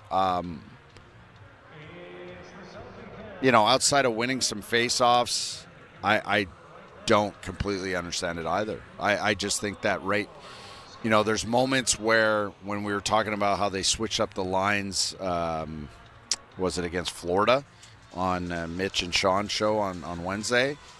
And then last night I was almost kind of like defending it to an extent. But now it's, again, throwing everything at the wall to see what sticks. And now you're going far away from any possibility of creating some sort of chemistry between guys. And to put the whole Jake Evans-Danault combination together it's baffling. It's baffling because, again, I still think Newhook is better served on the wing, just like I always thought. Kirby Dach is better served on the wing. You went out and got Danault to be whatever it is, third, fourth line center. Evans is suited for that role. And I think if you look at the body of work for Kapanen, he is well suited for this particular roster as the number 2 center. I just think that they're overthinking this right now, and I wonder if this hurts them going into the playoffs, trying to overthink these line combinations. And I think you made the comment Was it the question or was it off air where you asked me straight up, do you think you could see Slafkovsky going back to the line with Demidov and Kapanen? And I'm like, I'd almost rather see that because I think Suzuki and Caulfield can figure it out no matter who they're with. Thanks as always, John. Thank you. There's the coach at John Goins. I'm Mitch Gallo with Lucas Scott. Canadians and Islanders tied at 0 after 1 period of play. Coming up next, we'll get you caught up with the out-of-town scoreboard on TSN 690. If Bell 5 TV is now streaming, is it still TV? Is it still TV if there's no TV box? If I can stream all my favorite channels and pause and record shows, that's TV, right? A new era of 5 TV. It's streaming, but it's still TV. Well, glad that's settled. Bell. Connection is everything. Here, we like to keep it fresh because Tim's coffee is brewed fresh every 20 minutes. Whether you're on the go or at your desk, it's always the perfect time for Canada's favorite coffee, made with 100% premium Arabica beans. It's time for fresh. It's time for Tim's. You're listening to the home of sports in Montreal. TSN 690, CKGM, and iHeart Radio Station. The first intermission is brought to you by Wegovy. Ask your doctor for Wegovy by name and visit wegovy.ca for savings. Some exclusions may apply. All alone in front, and it's the Aim for the Food contest at IGA. Win $50,000 in groceries and so much more. Buy a featured product in store and scan your Scene Plus card to enter. And download the IGA app and play the Power Play game daily. Tons of instant prizes worth over $100,000. IGA, the official grocer of the Montreal Canadiens. No purchase necessary. Participating stores only. Details and rules at IGA.ca and on the IGA app. Wherever Canadians raise a glass, you'll find Molson. There's a good reason for that. When you've been in Canada for over 230 years, you get around. In the cups and fridges of Canadians, generation after generation, Molson has a beer for everyone. So raise a glass, or cup, or whatever you pour your Molson in. Because it doesn't matter what it's in, it matters where it's from. Canadian, Export, Ultra, Excel, Molson. Everyone in. Must be legal drinking age. For 60 years, Delmar has delivered excellence. Strikes, delays, tariffs, challenge accepted. With global reach, smart tech, and supply chain mavens, Delmar's proactive approach ensures your cargo keeps moving. DelmarCargo.com. Logistics made simple. Canadians Hockey is presented by Essor Insurance. You deserve the best broker there is. Essor Insurance, official damage insurance partner of the Montreal Canadiens. Enjoy the game. Bruins with a steal deep in the Columbus end. Yoki Haru fires. They score! That got deflected in. I think Mark Kastelik got it. If it's Kastelik, and it looks like it is, he's in double digits, his 10th of the season. Bruins Jackets once in on the forecheck. Box score has it as Sean Corrali. Welcome back to Montreal Canadiens hockey on TSN 690, 0-0 between the Canadiens and Islanders. That was a goal in the game between Boston and Columbus. For your out-of-town scoreboard right now, Boston and Columbus are tied 1-1 with Columbus fighting for their playoff lives. Corrali the goal for Boston, and Mason Marchment for the Blue Jackets. Elsewhere, the Capitals shut out the Penguins 3-0 in what may have been the final Ovechkin versus Crosby matchup. We'll see. Ovechkin with 1 assist in the game. Coming up next, the second period between the Islanders and Canadiens. It's tied at 0. Victor Finley and John Goins with the call. Are you looking for an insurance broker, passionate and professional? With 65 years of experience, Essor Insurance has proven to be totally dedicated to serving its clients. Present in 12 regions in Quebec, their brokers have one priority: to find you the best offer available to insure your home, car, and all other types of motorized vehicles. Call 833-370-2704 or visit Essor.ca to ask for a quote. You deserve the best broker there is. Essor Insurance, official damage insurance partner of the Montreal Canadiens. If Bell 5 TV is now streaming, is it still TV? Is it still TV if there's no TV box? If I can stream all my favorite channels and pause and record shows, that's TV, right? A new era of 5 TV. It's streaming, but it's still TV. Well, Glad that's settled. Bell. Connection is everything. Whether it's gas, electric, or hybrid, Ford vehicles are always powered by pride. And just like the great teams that inspire us, we always strive for the highest honors. Our lineup is strong, agile, and built to perform. We give it our all to help you and your crew achieve great feats, experience great thrills, and confidently drive to the next great adventure. Your local Ford dealers, proud partners of the Montreal Canadiens. Ready, set, Ford. The Stanley Cup Playoffs Bracket Challenge presented by Expedia is back. Come on, boys. And now it's time to take your shot. Face off against family and friends. And see if you can predict this year's playoffs. Can you pick the perfect bracket and claim the ultimate prize? A trip to a 2026-27 NHL event and an Adventure Chrono NHL Limited Edition watch by Norcane. Sign up today at nhl.com/bracket. We all have the same goal, to be environmentally responsible. That's why Rio Tinto and the Montreal Canadiens are teaming up. We're replacing 1.5 million single-use plastic cups at the Bell Center with cups made with infinitely recyclable aluminum from Quebec. And the low-carbon aluminum we use for the cups is made by Rio Tinto right here in Quebec. It's a sustainability slapshot. To learn more, go to riotinto.com. This is Montreal Canadiens hockey on your home of the Habs, TSN 690. All right, second period ready to go. The Montreal Canadiens and the New York Islanders from UBS Arena. No scoring through 20 minutes. It was a relatively uneventful 20 minutes, all things considered. We'll see if this game opens up a little bit more in period number 2. Yeah, we think Montreal's got to, talked about it in the intermission here. Think about more of a direct approach. Don't overthink things. Don't be cute. Pound pucks on net. Habs moving from left to right in the second period of play. Victor Finley with John Goyens on the call tonight. As Montreal venture deep into Islander territory. Cole Caulfield trying to bat it loose from behind the net. It's picked up by Barzal, and he's going to hoist it to center. Barzal picks it up again, trying to weave his way toward the net. Ends up along the near side boards, retrieved again by the Islanders.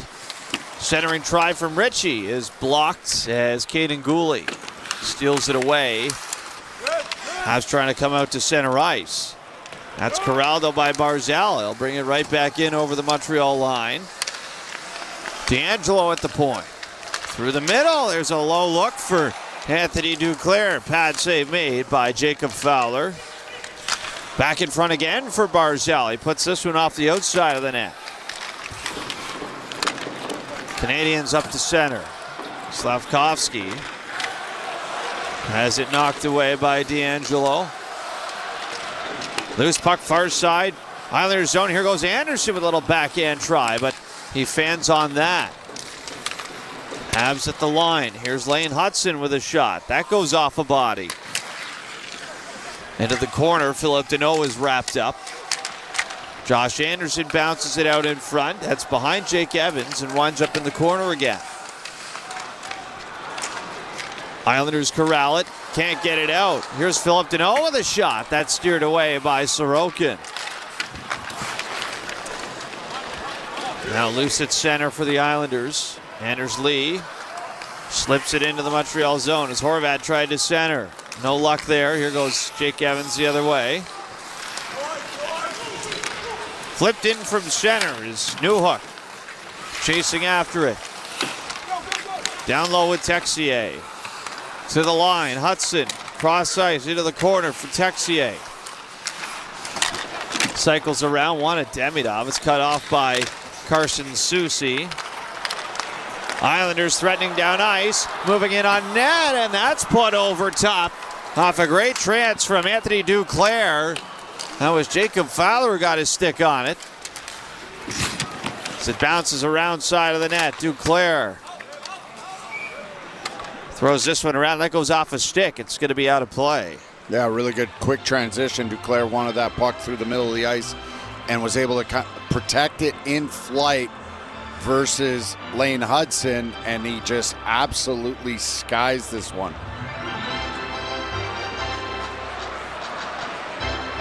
Duclair is in the lineup tonight, as Andre Palat is a healthy scratch for Pete DeBoer's squad. That's causing a couple of ripple effects here in the Islanders' world right now, as Palat was a pre-Olympic break trade acquisition.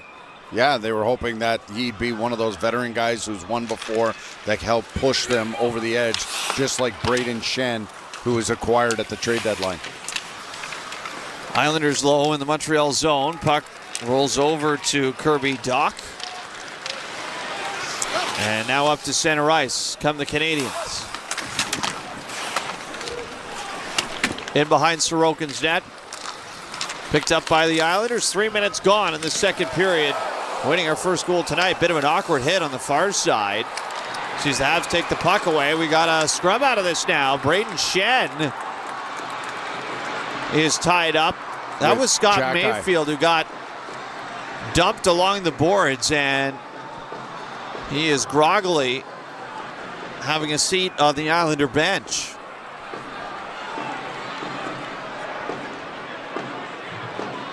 Yeah, and you know with Braden Shen, he's not going to back down from anybody, and he dives right in there.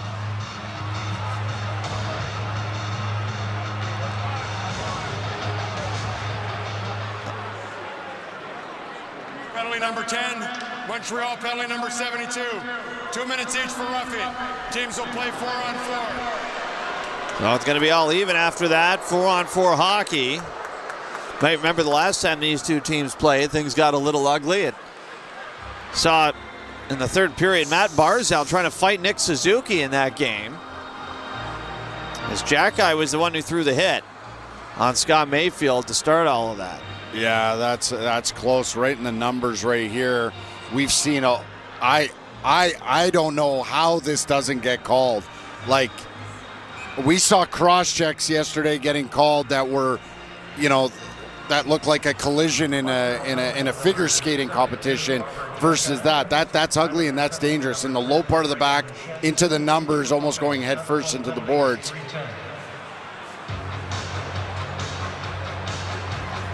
That inconsistency drives players nuts, absolutely bananas. And then Shen goes in, and you see him. He's actually got his hands down, and Shen's not happy at all. He's jawing back and forth with Jack-Eye in the penalty box. You wonder if there's going to be, especially if Mayfield is banged up here, you wonder if there's going to be a little bit of an answering of the bell for Jack-Eye. Neutral zone face-off. It's controlled by the Islanders, so we are 4-on-4. As the Isles come ahead to center. Pass gets away, though, from Bo Horvat. It's going to be an icing call here to bring it all the way back down ice.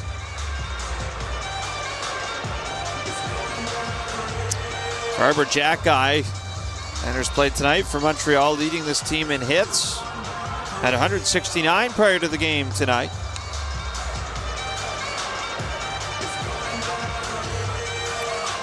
And with that minor penalty, he's up to 114 penalty minutes on the year. He had 118 last year in 70 games for the Canadians, as it's handled by Lane Hudson in his own zone. Here's Suzuki at center. Pass goes off a leg. As Suzuki gets back to it, behind his own net, he'll hand off to Lane Hudson. Caulfield to center, off to Suzuki. Into the Islanders zone, Struble up high. Trying to pass it to Suzuki. That goes off a foot, and here goes Horvat the other way. He'll drop it off. Barzal attacking zone. Over to Horvat. Long wrister, blockered away by Fowler.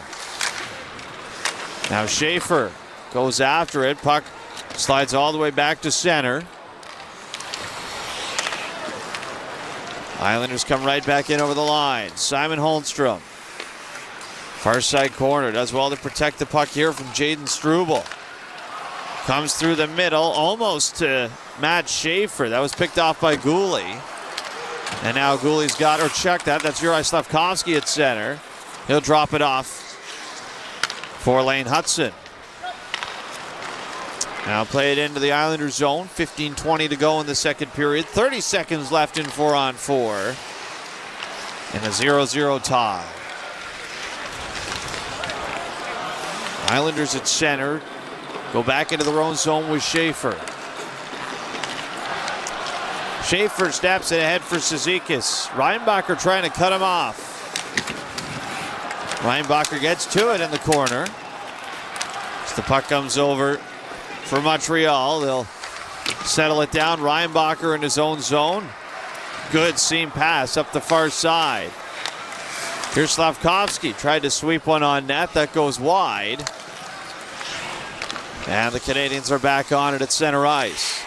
Given away though by Hudson. Here's Cizikas moving in. Cross ice feed. Shot in coming off the far side is caught by Fowler as he denies Anders Lee. Good zone entry poor by the New York Islanders where they bypass the middle drive and they go to that wide guy.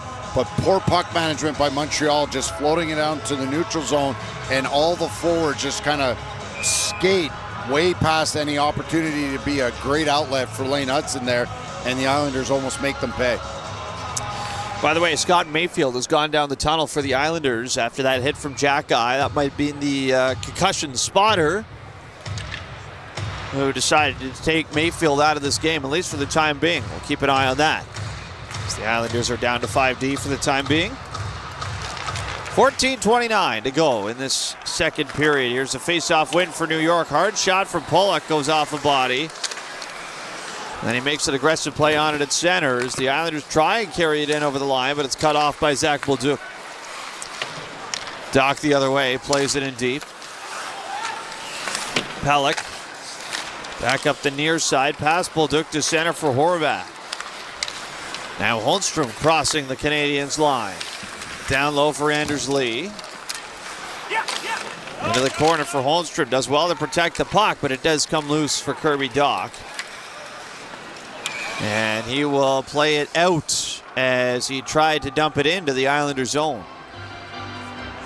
Yeah, when you look at the fact that Mayfield went down the tunnel, I could just imagine that there's going to be probably a fight for Mr. Arbor Jackeye in the near future. 13:49 to go in our second period of play. Back in a flash here on Habs Hockey on TSN 690.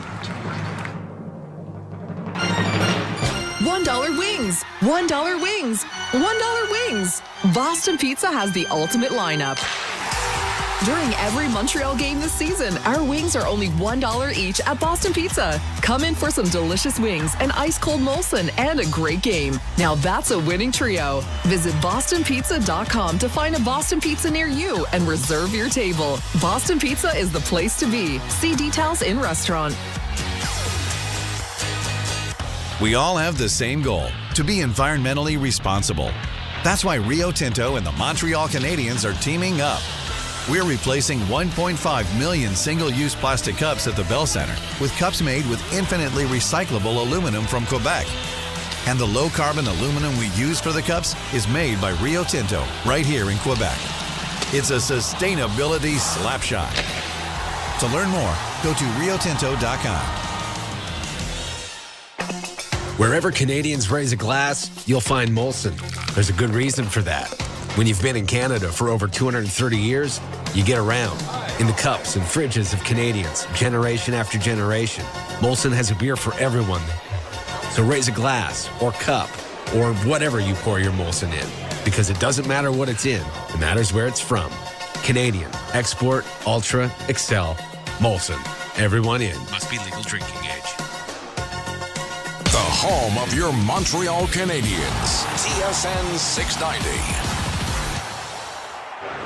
13:49 to go in the second period. No goals yet at UBS Arena, almost halfway through this game. This is an Islander team, John, that has struggled for offense lately. We mentioned off the top tonight they were shut out in their last game 3-0 by Ottawa.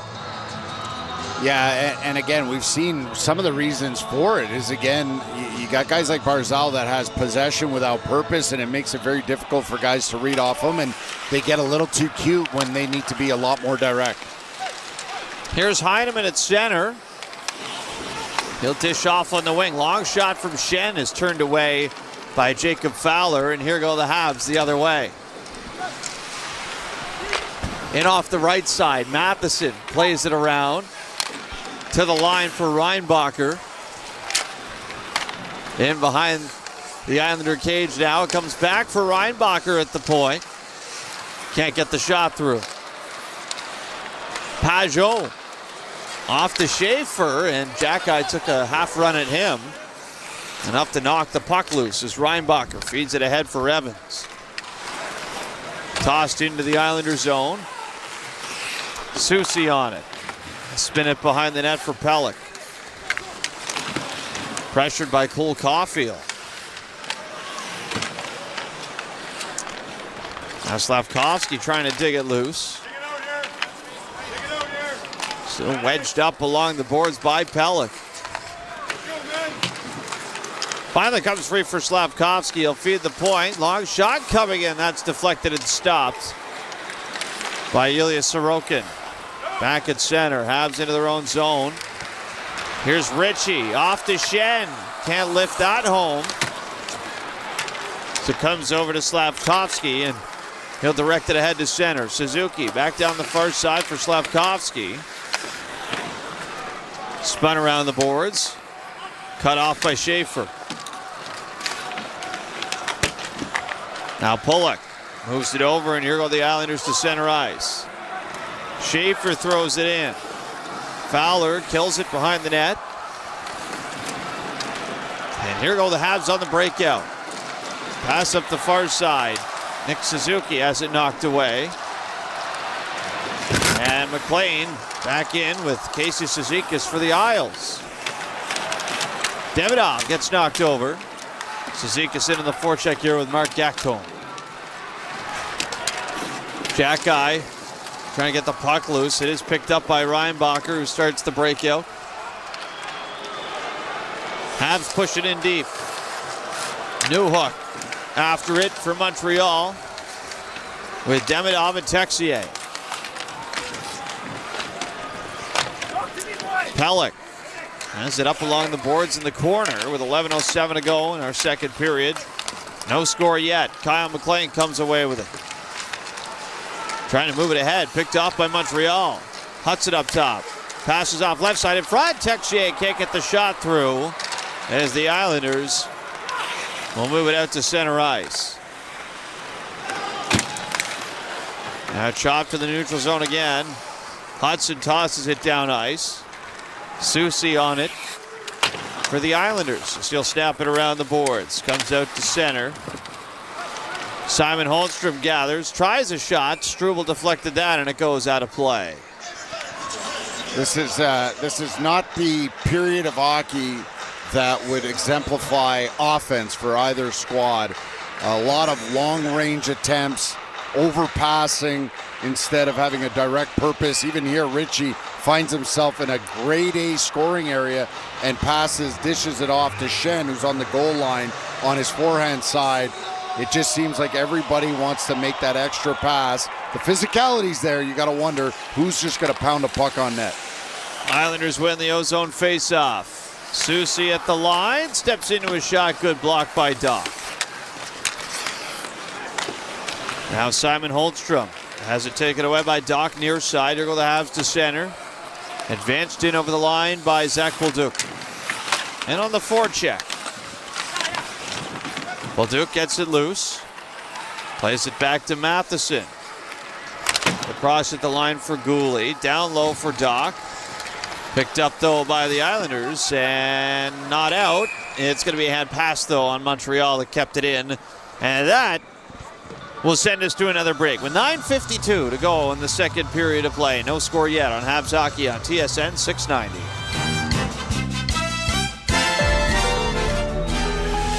Spring's finally here, and Julie is making the most of it. Going for long walks, escaping the city, and reconnecting with nature. Hey, girls! And reconnecting with her besties, one of whom is having a baby shower on the other side of the country. Switch to Canada's best 5G network and never miss an important moment. Plus, get all the data you need at a great price. Visit a Bell store or bell.ca/rate plans. Bell. Connection is everything. Are you looking for a damage insurance broker that specializes in commercial insurance? There is only one name, SR Insurance. Present in 12 regions in Quebec, SR Insurance brokers are the perfect advisors for you. With more than 65 years experience, SR Insurance is proud of its team of brokers who stand out for their ability to select the best products for your business. Call 833-370-2704 or visit sr.ca to ask for a quote. You deserve the best broker there is. SR Insurance, official damage insurance partner of the Montreal Canadiens. Canadiens hockey is presented by SR Insurance. You deserve the best broker there is. SR Insurance, official damage insurance partner of the Montreal Canadiens. Enjoy the game.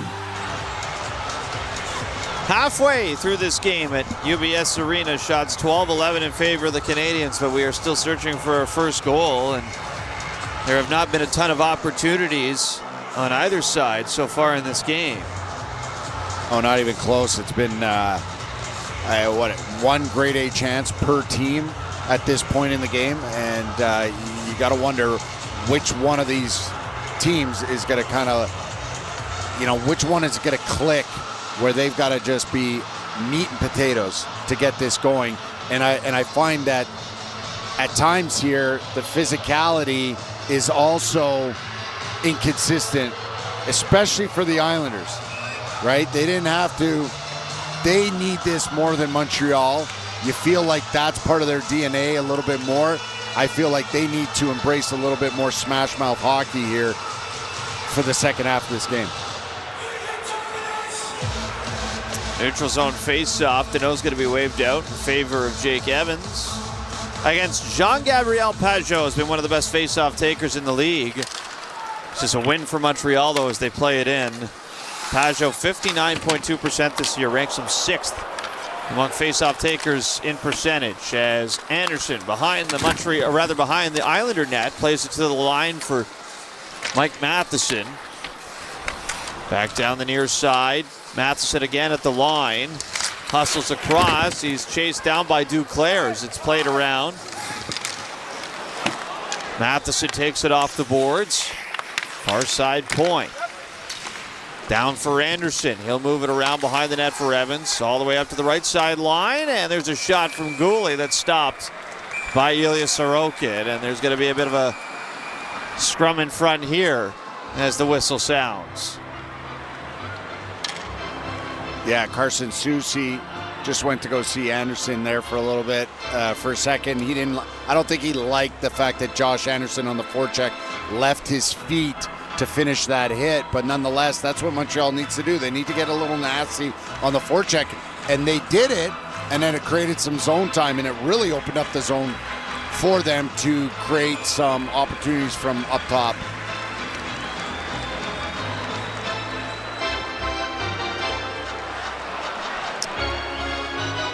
Suzuki on the face-off versus Braden Schenn, and Suzuki is going to get tossed, so Slavkovsky steps in. And it's a win back for Schenn, right to Pulla. Far side Islander zone. Can't get it out. Struble holds it in at the line. Suzuki up high into the slot for Slavkovsky. Over to Suzuki. Tries a shot, flings that one away, and around the near side boards. Back over to the far corner it goes. Pulla moves it ahead for Schenn, all the way up to center, stripped away by Montreal. But Barzal takes it right back for the Islanders.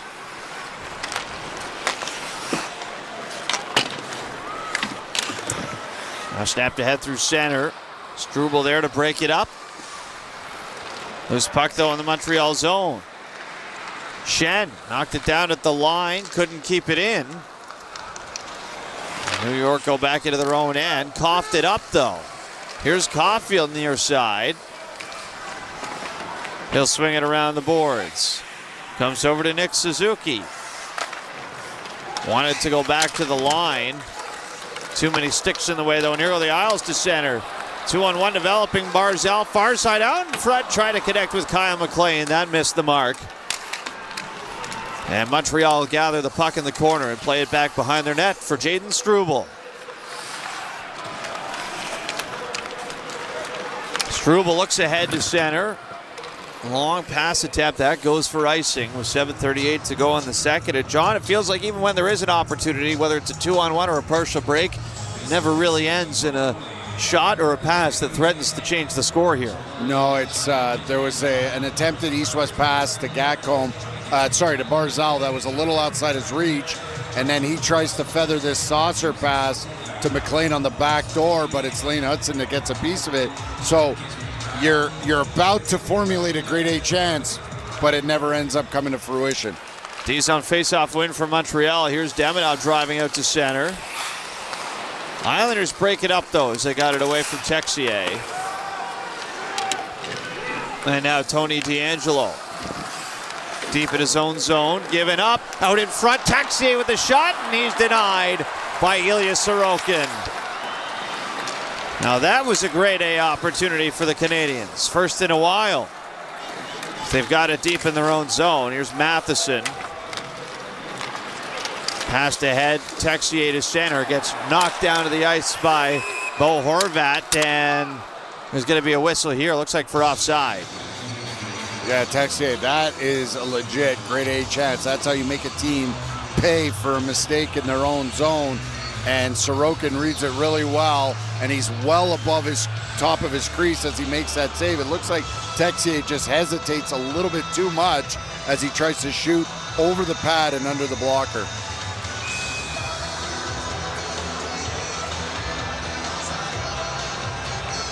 So face-off back in the neutral zone with 6:56 to go in the second period.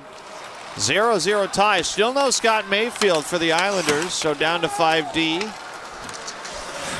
As they play it deep into the Montreal zone. To the line. Pollock with a drive. That's blocked in front. 90 miles an hour off the stick of Pollock, although he has been known to bomb it 100 plus. As Matthew Schaefer at center passes off, and Gatcombe plays it out into the Islander bench. Yeah, when Pollock takes those bombs from the blue line, you hope that nobody defensively gets one off of an exposed area on their body, because that could take a guy right out of the game. You're correct, Vic. He's in slap shot competitions in games. He has registered over 100 miles an hour multiple times in his career. An absolute howitzer.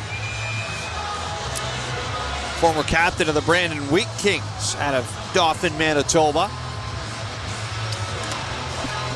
Neutral zone face-off. Oliver Kapanen's going to get tossed. So Bolduc steps in against Jean-Gabriel Pajot. It's Pajot with Duclair and Heineman. Clean win for the Islanders as Schaefer feathers it in from center. Heineman in on the forecheck. Reinbacher gets to the puck. Short pass finds the mark, and here goes Doc to center, and he gave it away. Isles back on it. Schaefer spots the target far side. That's Pajot. Loose puck picked up by Jackeye. Under pressure from Duclair. Comes ahead for Doc. And he'll slide it over for Bolduc, who chips it in and chases right after it. Back up the far side in the Islander zone. New York able to play it out to center. 5:42 to go in the second period. Canadians coming over the line. Pass intended for Evans, though, is broken up by Schaefer. He'll play it ahead. Wanted Callum Ritchie, but it's taken back by Montreal, and right down ice they go. Anderson moves in on a break, and he put that one wide of the net.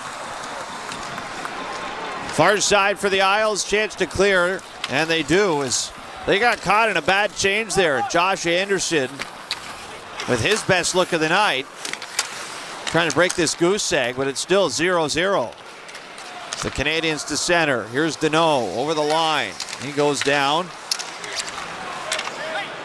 Puck is settled down by Scott Mayfield, who's back on the ice here for the Islanders. So that's his first shift since going down the tunnel after the hit from Arbor Jackeye. Islanders deep in the Montreal zone. Simon Holmstrom along the corner, stripped of the puck. Rolls back down low for Lane Hudson. Around for Struble. And he'll look for a way out here as he banks it off the boards to center. Now picks it up, right side, moving in. Struble with a shot. That one took a deflection and goes off the netting out of play. So there is some space out there, but neither team able to capitalize on any offensive chances thus far in the game. It is still a 0-0 tie on Habs Hockey on TSN 690. Wherever Canadians raise a glass, you'll find Molson. There's a good reason for that. When you've been in Canada for over 230 years, you get around. In the cups and fridges of Canadians, generation after generation, Molson has a beer for everyone. So raise a glass or cup or whatever you pour your Molson in, because it doesn't matter what it's in, it matters where it's from. Canadian, export, ultra, excel, Molson. Everyone in. Must be legal drinking age. Craving great food, big games, and an unbeatable atmosphere? Head to La Cage. Whether you're here for the wings or the wins, or to have a good time, one thing's for sure. At La Cage, everyone's a fan. There's nothing like hockey night in Montreal. See the Habs live at the Bell Centre and be part of the NHL's most electric atmosphere. Buy your tickets today. Hey fans, this is Josh Anderson. Get your tickets now at Canadians.com/tickets. Bell Pure Fiber Internet? It's fast, like really fast. And the offer? It's good, like really good. Switch to Bell Pure Fiber, Canada's fastest internet, awarded by Ookla. Get 500 for $75 a month with autopay credit. Fast internet? Long ad, but so worth it. Visit bell.ca for more details and to check availability. Bell, connection is everything. Canadians Hockey is presented by SR Insurance. You deserve the best broker there is. SR Insurance, official damage insurance partner of the Montreal Canadiens. Enjoy the game.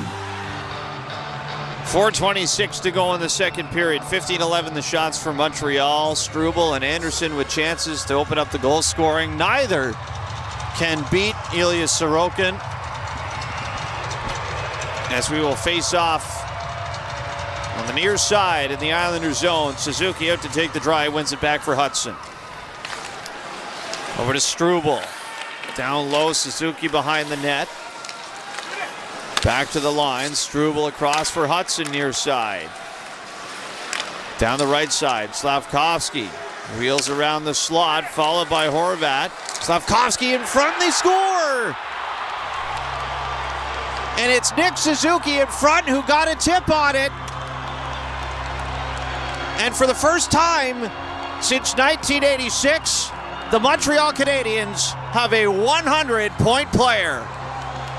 Great puck control, great puck protection by Slavkovsky as he forces Horvat to give him that inside lane as he leans into his reach, and then he just sends that little seam pass to the net front to Nick Suzuki. Now Hudson was there as well.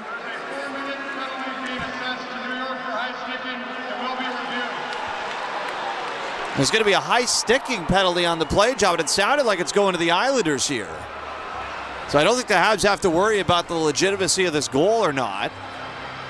Now what might happen is if they call it a 4, the first 2 minutes get knocked off because the Habs scored on the play. But if it's a 2, then the penalty is wiped. Oh, there it is. Schaefer on. He missed him. Oh, no, he nicked him? Schaefer on Caulfield net well, front. If it's a 2-minute minor, the penalty is going to get wiped because the penalty happened before the goal.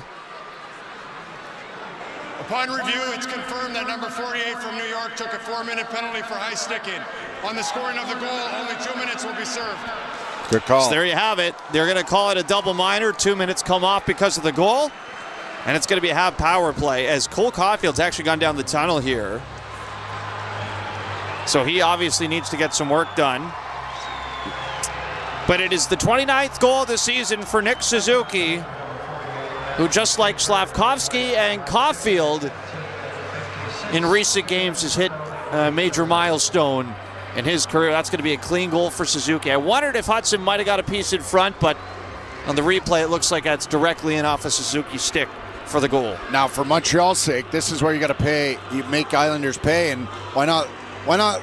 We just saw .100. Let's see the 30th goal while we're at it. He's just scored his 29th. Let's see Suzuki bury one here on the power play and really have a nice clean sheet at the end of this game with 30 goals and 101 points.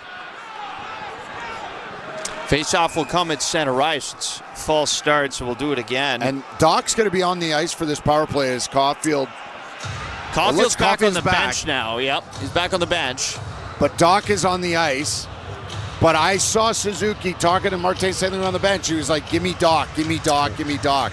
Yeah, so Caulfield's on the bench. We just had a look at him. He's still bleeding from the mouth, so I don't believe he's eligible to get back on the ice right now until they stop that. So Doc stays out for the time being. Montreal, the power play, presented by Ford of Canada, official partner of the Montreal Canadiens. Have to try and get it set up at the line. Far side, Suzuki settles down. Down low to Doc. How about the Olay chance at UBS Arena? As out in front, Demidov scores! Off a cross-seam pass from Nick Suzuki. The Montreal Canadiens with a power play goal will take a 2-0 lead. And this stems from that last power play where they looked outstanding. They just couldn't get it to go over the goal line. We saw the Slavkovsky miss. And good on Suzuki as a leader to be like, give me Doc. Doc does the work down low and retrieves that puck, and then it goes high to low back to Suzuki, and he slings it to that back door to Demidov. Okay, a lot going on here. Suzuki, his first from Slavkovsky and Hudson at 15:56, and then this one on the power play will be Demidov from Suzuki and Hudson. So with 2 assists, Lane Hudson has just tied Larry Robinson for the most assists in a single season by a Montreal Canadiens defenseman at 66. And he's at 78 points on the year now, solo third, most by a Montreal defenseman in a single season. Trying to track down Larry Robinson, who's the only D-man with over 80. As here goes Newhook in, and he scores for Montreal! Off the post and in. And all of a sudden, the floodgates have opened late in the second period as it's a 3-0 lead. And as we discussed earlier, forget the east-west passes, right? Have a more direct approach. And what does Newhook do? He recognizes he's either going to sauce the puck over to Texier, or why not call your own number? And I think Reinbacher might get an assist on this. The play starts low in the Montreal zone. Bolduc chips it ahead for Newhook. From Reinbacher. And it'll be a secondary assist for David Reinbacher, who's got point number 1 in game number 1 of his NHL career. How about that? Montreal Canadiens' second goal was scored by number 93, Ivan Demidov, assisted by number 14. So back underway, 3-goal lead for the Canadiens. All 3 goals within 90 seconds. In fact, within a minute of game time, the Habs score 3. So the Habs get it back at the line here in the Islanders zone. Long shot through on Sorokin, blocker save made. I'm behind now on my history, John, with all these points and all these players.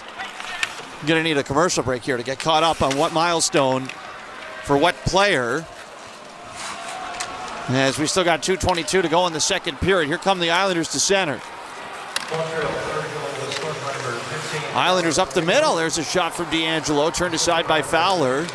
And again, this is New York's season on the line right now. The crowd has not really been into this game all day for them, and it's not looking any better right now. A regulation loss for the Islanders today kills their chances of making the postseason. Yeah, and we see a lot of empty seats, and a lot of the seats that are filled with red, white, and blue jerseys. There's Anders Lee driving into the offensive zone. Reinbacher takes it away, and that was turned over in front off the wall as Duclair couldn't get a shot away. Canadiens bring it back up to center. Oliver Kapanen racing after it. Picked up by Pulock. Tied up in the far corner. You know, John, that was a desperate team with Columbus we saw yesterday. a desperate team with the Islanders today as they whistle this down, but it's not like they've played the same way. It's been a flat game today from the Islanders as we get a bit of a scrum here that involves Jack Guy and Braden Shen. Or check that, that's Anders Lee. But that is broken up. And it just seems like it took way too long. We're going to give Jack Guy an extra minor out of that.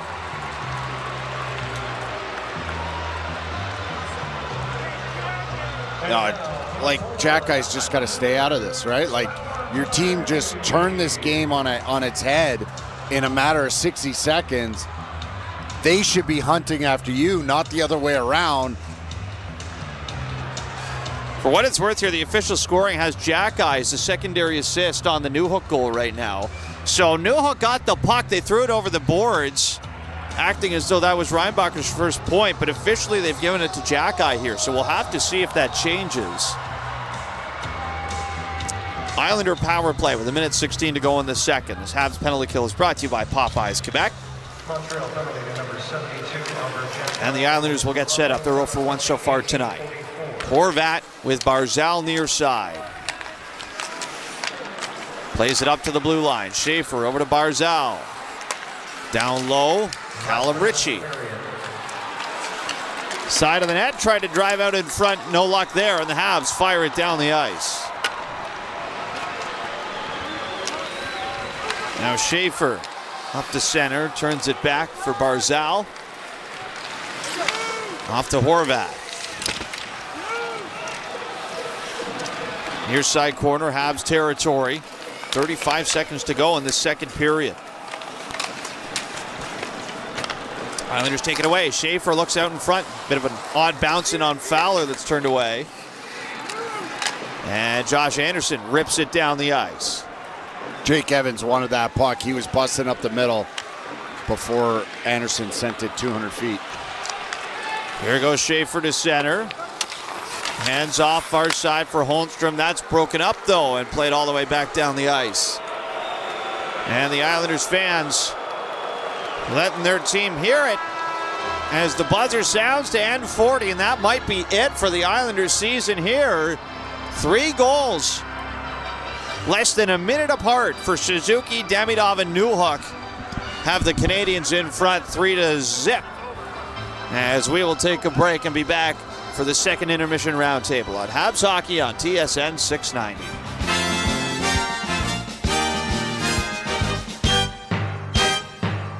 The Morning Show with Connor McKenna and Sean Starr. Your one-stop shop for everything from in-depth discussion with the most plugged-in people on the Habs and the NHL to hard-hitting commentary on what is and absolutely is not an acceptable topping to put on a cheeseburger. Whether it's 4 minutes or 4 hours, it's the best way to spend a part of your morning. The Morning Show with McKenna and Starr. Weekdays starting at 6. TSN 690. Craving great food, big games, and an unbeatable atmosphere? Head to La Cage. Whether you're here for the wings or the wins, or to have a good time, one thing's for sure. At La Cage, everyone's a fan. Abrysvo is an RSV vaccine. 60 or over? Talk to your healthcare provider about Pfizer's Abrysvo. Visit abrysvo.ca. When you choose the STM to get to an event, you aren't just riding public transit. You're riding a wave of collective energy with fans just like you all the way to the big event. Heading to the Bell Center? No need to put your whole day on ice. With public transit, you won't have to worry about traffic or parking. A trip to Lucien Lallier or Bonaventure Station gets you right to the heart of the action. Now that's what we call putting it on the tape. With the STM, birds of a feather ride together. Are you looking for an insurance broker, passionate and professional? With 65 years of experience, SO Insurance has proven to be totally dedicated to serving its clients. Present in 12 regions in Quebec, their brokers have one priority: to find you the best offer available to insure your home, car, and all other types of motorized vehicles. Call 833-370-2704 or visit SOR.ca to ask for a quote. You deserve the best broker there is. SOR Insurance, official damage insurance partner of the Montreal Canadiens. Whether it's gas, electric, or hybrid, Ford vehicles are always powered by pride. And just like the great teams that inspire us, we always strive for the highest honors. Our lineup is strong, agile, and built to perform. We give it our all to help you and your crew achieve great feats, experience great thrills, and confidently drive to the next great adventure. Your local Ford dealers, proud partners of the Montreal Canadiens. Ready, set, Ford. Craving great food, big games, and an unbeatable atmosphere? Head to La Cage. Whether you're here for the wings or the wins, or to have a good time, one thing's for sure. At La Cage, everyone's a fan. There's nothing like hockey night in Montreal. See the Habs live at the Bell Center and be part of the NHL's most electric atmosphere. Buy your tickets today. Hey fans, this is Josh Anderson. Get your tickets now at Canadians.com/tickets. Canadians hockey is presented by SR Insurance. You deserve the best broker there is. SR Insurance, official damage insurance partner of the Montreal Canadiens. Enjoy the game.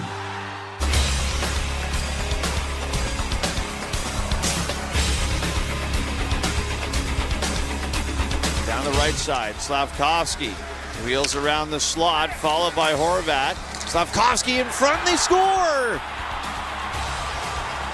And it's Nick Suzuki in front who got a tip on it. And for the first time since 1986, the Montreal Canadiens have a 100-point player. Habs try and get it set up at the line. Far side, Suzuki settles down. Download a Doc. How about the Olay chance at UBS Arena? As out in front, Demidov scores! Off a cross-seam pass from Nick Suzuki. The Montreal Canadiens, with a power play goal, will take a 2-0 lead. By a Montreal defenseman in a single season, trying to track down Larry Robinson, who's the only D-man with over 80. As here goes Newhook in, and he scores for Montreal. Off the post and in. And all of a sudden, the floodgates have opened late in the second period, as it's a 3-0 lead. Welcome back to Montreal Canadiens hockey on TSN 690. The Montreal Canadiens lead the New York Islanders 3-0 after 2 periods of play. Your second period scoring summary, the goals came fast. 15:56, Nick Suzuki, his 29th of the year, with Uri Slavkovsky and Lane Hudson getting assists. Yes, that was Suzuki's 100th point, as you heard in the play-by-play with our play-by-play man Victor Finley. Suzuki then picked up point number 101, assisting on Ivan Demidov's goal. Power play marker. Lane Hudson gets an assist. And then 16:51, Alex Newhook from Zach Bolduc and David Reinbacher, with Reinbacher picking up his first National Hockey League point. What a night. It is time for the second intermission roundtable, and we have our play-by-play man Victor Finley with us. Victor, how about this? Another game and another milestone for you to call. Oh, I'm just glad we had some goals there, because if we didn't, we'd have nothing to talk about in this period, or after that period. And now we've got a bunch more things to talk about. So, yeah, that's a big one for Suzuki. And then he gets point number 101 30 seconds later, approximately. It's 3 goals in 55 seconds. Yeah, so there you go. About 30 seconds later, and bang, it's in the net again off a really nice cross-ice feed to Demidov. Could just as well be a 3-point game here for Suzuki, given the feed he had for Slavkovsky in the first, that he just couldn't find a way to stuff into the net. So this Suzuki's 0-1-0-1, and it doesn't look like he's done. Well, what do you make of this accomplishment? You mentioned in the play-by-play, first Canadian to do this since Mats Naslund. And, Victor, I really think it just speaks to Suzuki's consistency, right? He rarely has games off.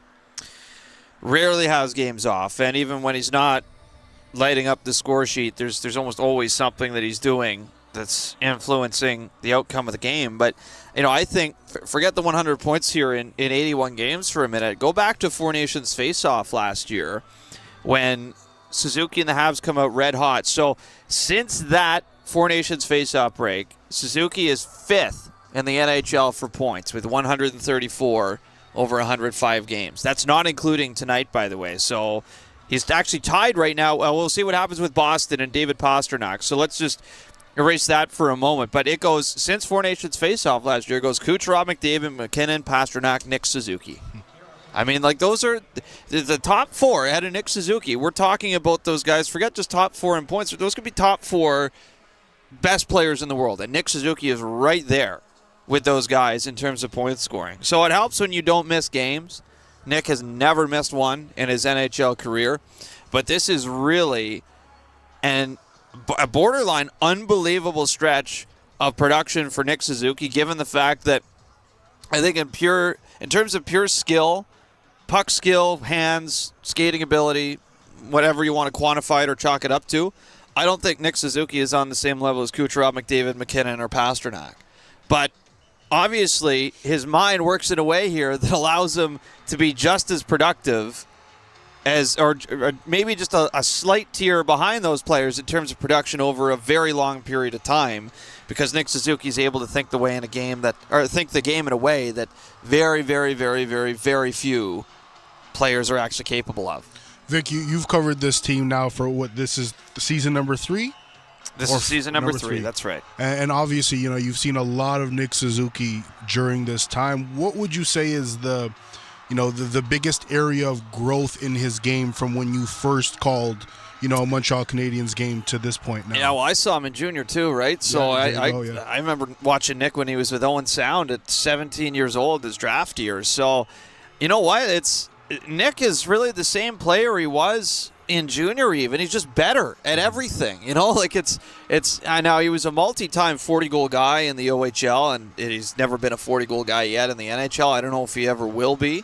So I think there's a little bit more of a goal-scoring flair in the OHL. But, even in the OHL, especially when he went to Guelph and won a championship as a one center for the Guelph Storm, I mean, he was Mr. 200 feet, shut it down. He won the most sportsmanlike player of the year in the OHL for 3 years in a row. Comes here, same guy, great character, captain of the Montreal Canadiens, and the points have just increased year by year by year, and he's still getting better every year defensively too. So it's not like he's changed his game at all, and it's not like he's added a new element to it that we've never seen before. He's just progressed in all areas every single year, and the guys around him have too. So I think that's probably the biggest thing for why Nick Suzuki is a 100-point player this year compared to not being a 100-point guy a couple of years ago. I think it's the fact that he's become better at what he's good at, but so is everybody else around him. And now he's well north of 70 assists this year, and you don't get that without having good guys to pass the puck to. And finally, Victor, last one for you. How about David Reinbacher getting credited with an assist on the Alex Newhook goal? Some nice work done by Jack Guy on that one. Yep. Smart chip play by Reinbacher off the right boards.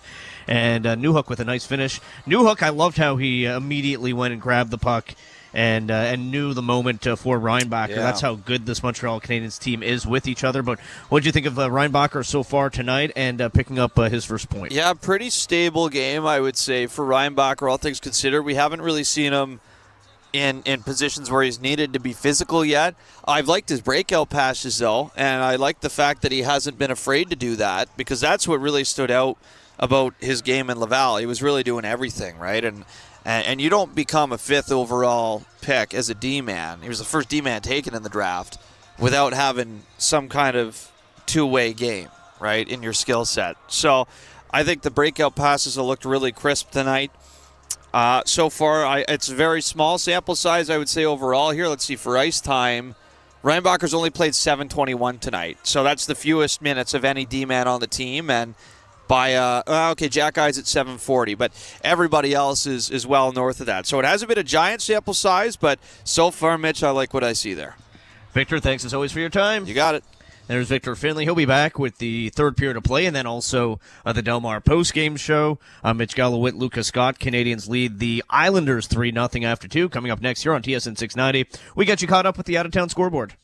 Here, we like to keep it fresh because Tim's coffee is brewed fresh every 20 minutes. Whether you're on the go or at your desk, it's always the perfect time for Canada's favorite coffee, made with 100% premium Arabica beans. It's time for fresh. It's time for Tim's. Get ready. Lasso Montreal is back August 15 and 16 at Parc Jean Drapeau with Thomas Rhett, Mumford & Sons, John Party, Old Dominion, and many more. Weekend tickets and single-day tickets on sale now at LassoMontreal.com. Presented by Bell in collaboration with Coors Original. For over 10 years, Novo has teamed up with thousands of employers to establish high-performance OHS game plans. We excel in our field by providing top-level, comprehensive, and integrated occupational health, safety, well-being, and human resources services. Being part of your success is our greatest motivation and pushes us to innovate every day. Together, we are creating healthy, dedicated, and safe workplaces. Novo is a proud partner of the Montreal Canadiens. Spring's finally here, and Julie is making the most of it, going for long walks, escaping the city, and reconnecting with nature. Hey, girls. And reconnecting with her besties, one of whom is having a baby shower on the other side of the country. Switch to Canada's best 5G network and never miss an important moment. Plus, get all the data you need at a great price. Visit a Bell store or bell.ca/rate plans. Bell, connection is everything. Delmar, logistics made simple, transforming intricate logistics challenges into effortless experiences for clients across the globe. Visit delmarcargo.com to connect with a Delmar expert today. Delmar, logistics made simple. Are you looking for a damage insurance broker that specializes in commercial insurance? There is only one name, Essor Insurance. Present in 12 regions in Quebec, Essor Insurance brokers are the perfect advisors for you. With more than 65 years experience, Essor Insurance is proud of its team of brokers who stand out for their ability to select the best products for your business. Call 833-370-2704 or visit essor.ca to ask for a quote. You deserve the best broker there is. Essor Insurance, official damage insurance partner of the Montreal Canadiens.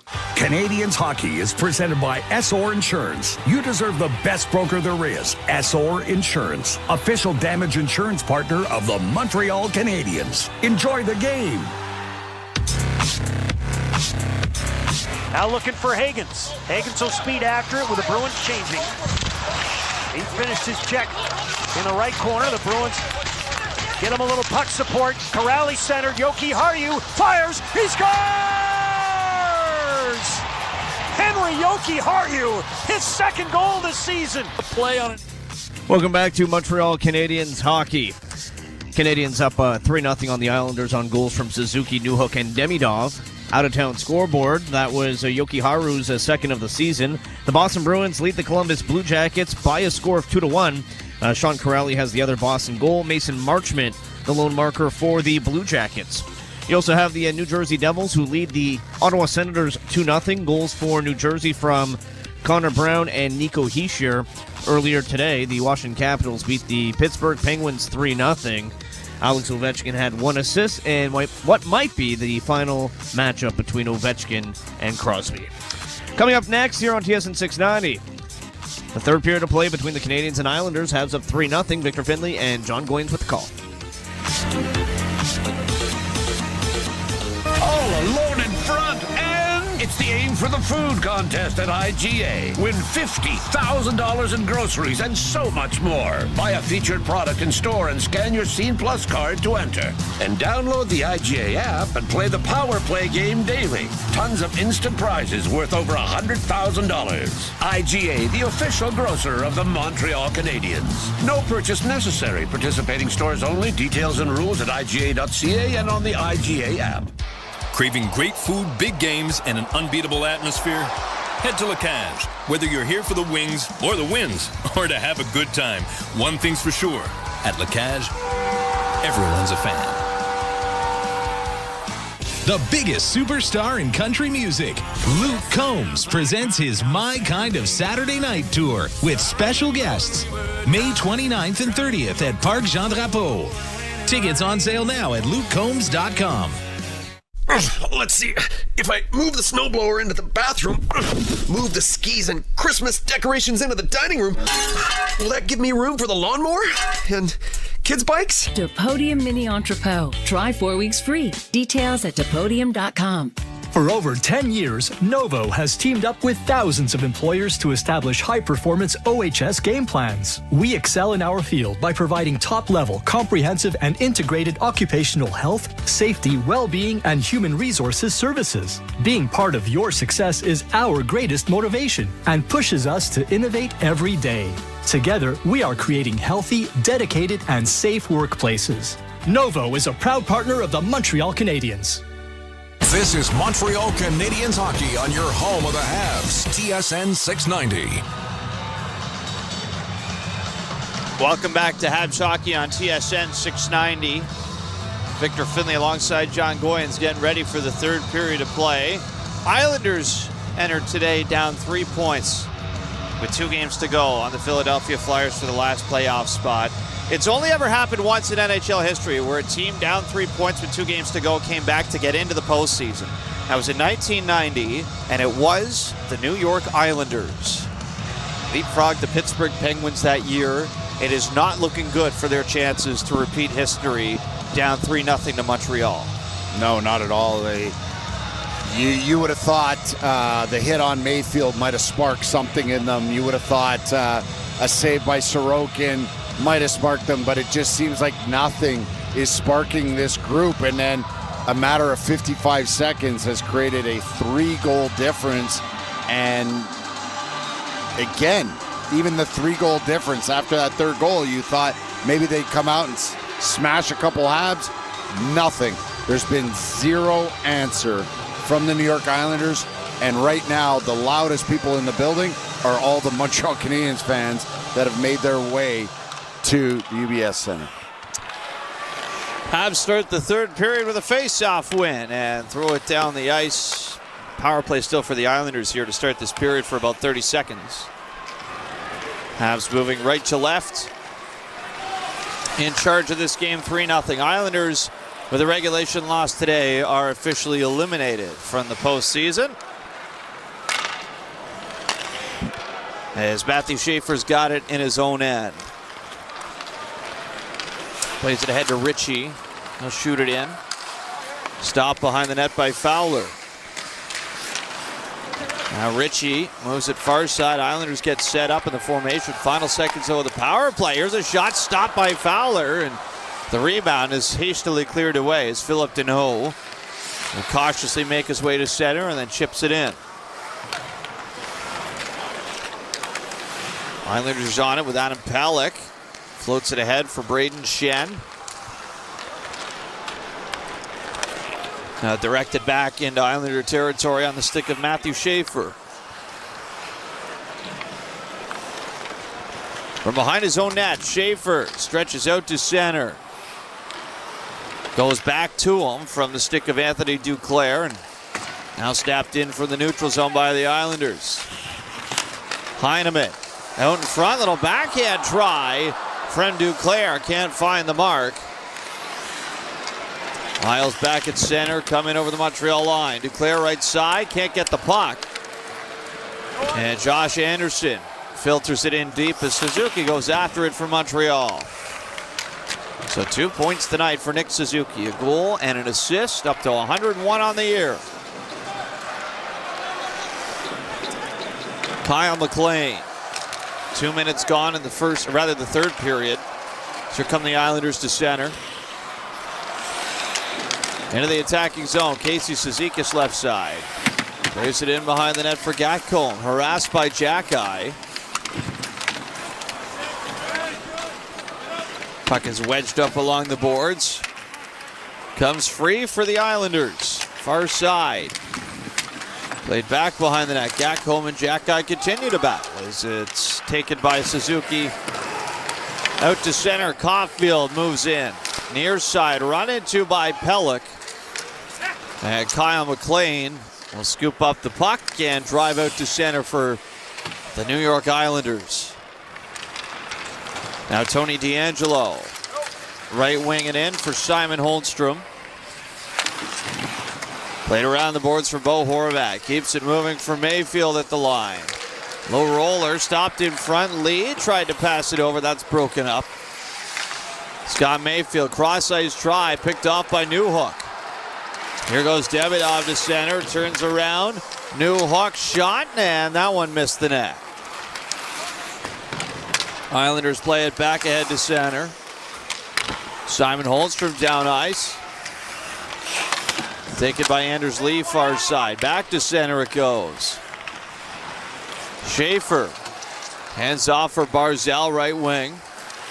Cuts in behind the Montreal net. Barzal to the line. Pulock with a shot. Stopped by Fowler. Still loose in front. He's going to reel it in and cover up for the whistle. And again, Fowler, calm, cool, collected. You know, they try to establish a net presence, which pulls some of the Montreal Canadiens right in front of Fowler. He makes one kick save, gets set, tracks it, scoops it up. He's been, again, in almost every start on scrambles, he stays calm. He tracks the puck extremely well and rarely gets caught out of position. Face off to Fowler's glove hand side. It's a win for Hudson. Back up to center come the Habs. Tossed in by Doc. Kapanen chasing after it. Islanders up to center. Crossing the line onside. Barzal behind the net. Trying to wrap it around in front. It rolls just wide. Shen plays it off to Ritchie. His shot goes astray. Back over to Mayfield. He'll direct that wide. Now Schaefer left wing. Shen played it behind the net for Ritchie. Tied up by Kirby Doc. Now taken out by Barzal. Tries a shot. That missed as it comes around the right side. Played all the way out through center. And into the Montreal zone, or rather into the Islanders zone. Kapanen after it. As it goes to the far corner for Pajot. Trying to play it up the wing. It is carried to center by Emil Heineman. As the Islanders come in offside at the blue line with 15:10 to go in the third and a 3-0 Montreal lead. Even as the Islanders get a little bit of zone time, it's funnel pucks to the net, look for these scramble plays, and they're not, even when they're within a foot, 2 feet, 5 feet of Fowler, they can't get anything going of quality.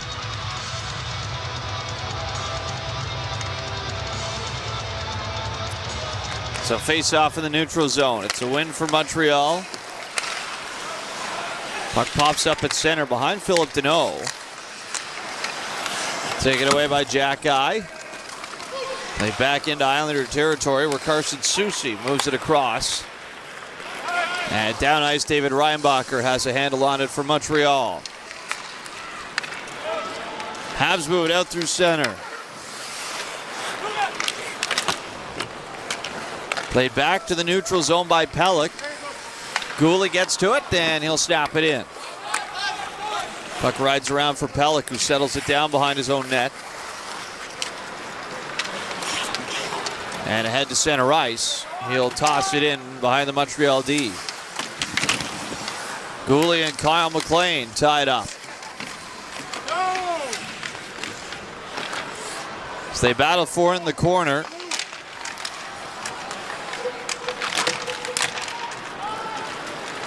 Canadians take it away and drag it out to center. Brought in over the line by Nick Suzuki. Behind the Islander net. Habs have it at the blue line. Here's Hudson with a shot. That's deflected and goes out of play off the stick of Kyle McLean. 13:51 to go in the third. We'll step aside with the Habs up 3-0 on Montreal Canadiens hockey on TSN 690.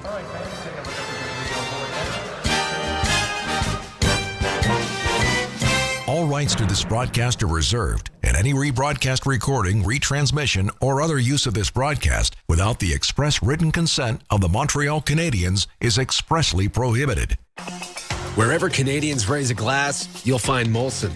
There's a good reason for that. When you've been in Canada for over 230 years, you get around. In the cups and fridges of Canadians, generation after generation, Molson has a beer for everyone. So raise a glass or cup, or whatever you pour your Molson in, because it doesn't matter what it's in, it matters where it's from. Canadian, export, ultra, excel, Molson. Everyone in. Must be legal drinking age. I've always wondered what kind of tires they put on the Zamboni. I bet they're not summer tires. Maybe all season? I doubt it. Yeah, good point. Point S, proud partner of the Montreal Canadiens. Jeez. Feels like the Habs are always on the road. I hope they have good tires. They fly. Yeah, Good point. Point S. Until June 30th, get $100 on a prepaid card when you buy 4 eligible Hankook tires. Details at points.ca. Canadians hockey is presented by SR Insurance. You deserve the best broker there is. SR Insurance, official damage insurance partner of the Montreal Canadiens. Enjoy the game. 13:51 to go. UBS Arena, 3-0 lead for Montreal. Not a very lively game right now, John. In fact, I venture to say you'd be more likely to find more life in a morgue right now than UBS Arena.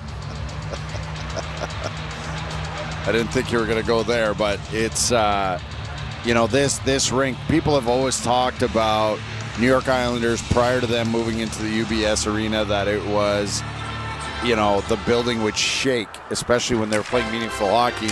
And now they have meaningful hockey at UBS Arena, and it's just flat. But to be fair, the players on the ice, the way they're playing, it's very, very flat, and it's not very inspiring. Islanders in their own zone. Play it up to center ice. Here goes check that. Horvat with a backhander off the right side. Turned away. Holmstrom in front is denied by Fowler as well. Shot comes around for Mayfield right side. Now cut off by David Reinbacher. Passes off near side. Comes back into the Montreal zone for Lane Hudson. Habs are changing. New hook to center. Backhands it in.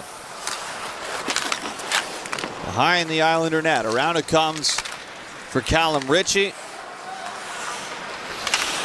Settled down by D'Angelo. Bouncing into the Montreal zone.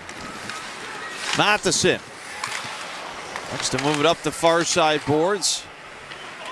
It's tied up though with Callum Ritchie, and now fished loose by Barzal.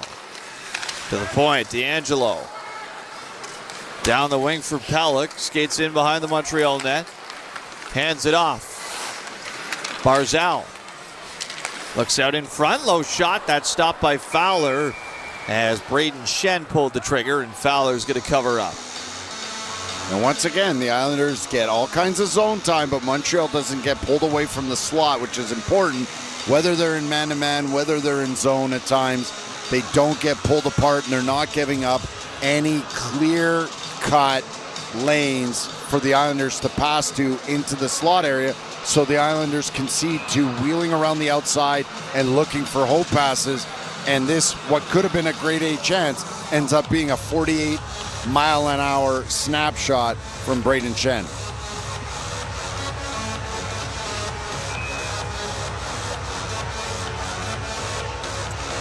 Jake Evans on the draw here versus Jean-Gabriel Pageau.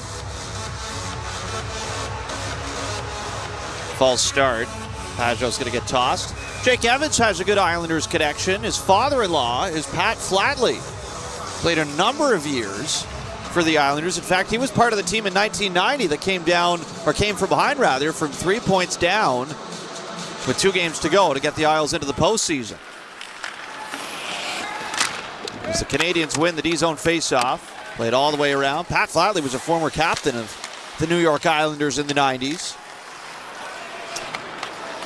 So here's Matthew Schaefer starting ahead to center ice. Off to Pageau, plays it in. And Philip Deneau throws it back out to center. D'Angelo picks it up. Pass intended for Anthony Duclair, gets away from him. 11:43 remains in the third period. Canadians comfortably in control, leading 3-0. Here's Jack-Eye to center, shoots it in. Sorokin from behind the net, plays it around. Comes out to center, Bolduc bobbled it, and here go the Islanders with numbers. Down the far side, shot from Kyle McLean is a misfire as it's directed back to the blue line. Shot incoming, they score! Scott Mayfield with a shot for the wide. Hits the iron and finds its way in as the Islanders have their first of the night with 11:15 to play in the third. Mayfield's always been known as a guy that can really find the seams when it comes to shooting lanes from the point.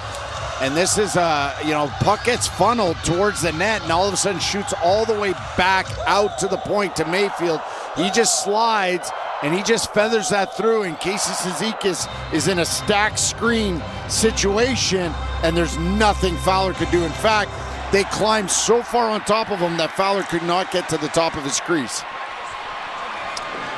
Just the third of the year for Scott Mayfield. His first goal since the 28th of February. That was 20 games ago against the Columbus Blue Jackets. And it's a 3-1 game for the Montreal Canadiens. Islanders control up at center ice. Anders Lee moves it ahead. Holmstrom moving in. Far side corner, Montreal zone. Holmstrom off his backhand. Tries to play it through the middle. There's a shot from Bo Horvat that does not get through. Habs clear it to the neutral zone. No further. Moving back in, Horvat. Loose puck. Taken away by Gooley. And rolled out to center ice.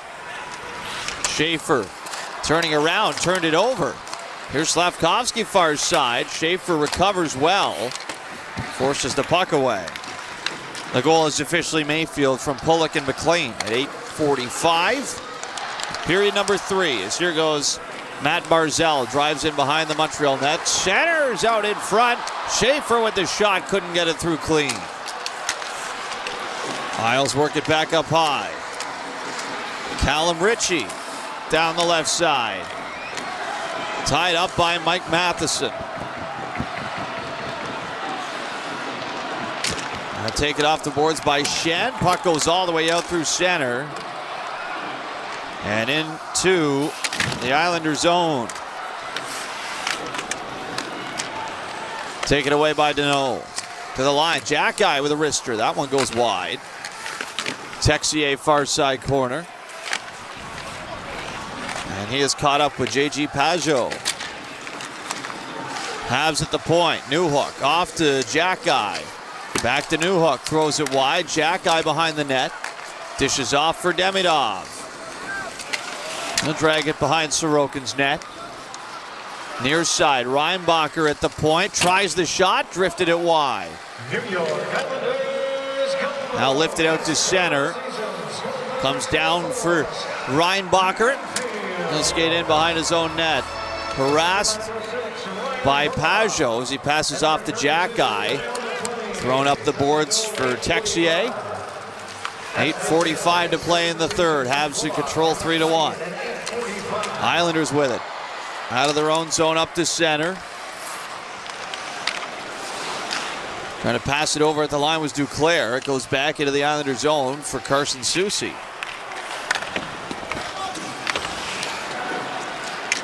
Now Sorokin will stop it behind his net.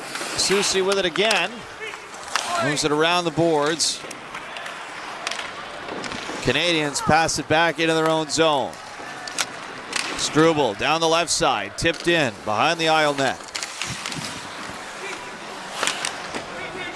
Kirby Doc has Tony DeAngelo tied up. Bolduc takes the puck away. Feeds the point.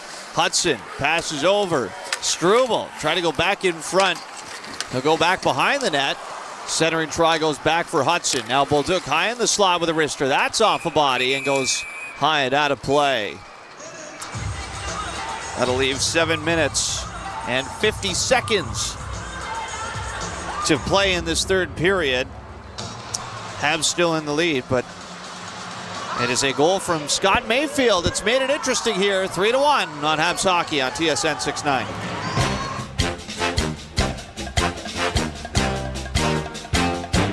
Craving great food, big games, and an unbeatable atmosphere? Head to La Cage. Whether you're here for the wings or the wins, or to have a good time, one thing's for sure. At La Cage, everyone's a fan. Get ready, Lasso Montreal is back August 15 and 16 at Parc Jean Drapeau with Thomas Rhett, Mumford & Sons, John Party, Old Dominion, and many more. Weekend tickets and single-day tickets on sale now at LassoMontreal.com. Presented by Bell in collaboration with Coors Original. We all have the same goal, to be environmentally responsible. That's why Rio Tinto and the Montreal Canadiens are teaming up. We're replacing 1.5 million single-use plastic cups at the Bell Center with cups made with infinitely recyclable aluminum from Quebec. And the low-carbon aluminum we use for the cups is made by Rio Tinto right here in Quebec. It's a sustainability slapshot. To learn more, go to riotinto.com. Whether it's gas, electric, or hybrid, Ford vehicles are always powered by pride.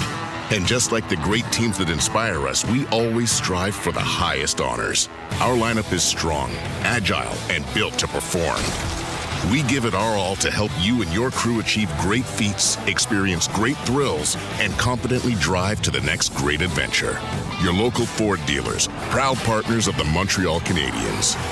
Ready, set, Ford. Canadians hockey is presented by SR Insurance. You deserve the best broker there is. SR Insurance, official damage insurance partner of the Montreal Canadiens. Enjoy the game. Back inside UBS Arena, we got a scoring change on the Islander goal, and now giving it to Casey Cizikas off the tip, his 10th of the year from Mayfield to Pulock. So, John, you're right on it. It's just surprising that it's taken the Islanders this long. You know, outside of Matthew Schaefer, they've got three defensemen in Pelech, Pulock, and Mayfield who have absolute bombs on the back end. 7:40 to play in the third. Habs chase it down in the Islander zone. Puck comes back out to center and into Canadian territory. Anders Lee in behind the Montreal net. Look for an option in front, but it's stuffed by Jacob Fowler, and he's going to cover up for the whistle.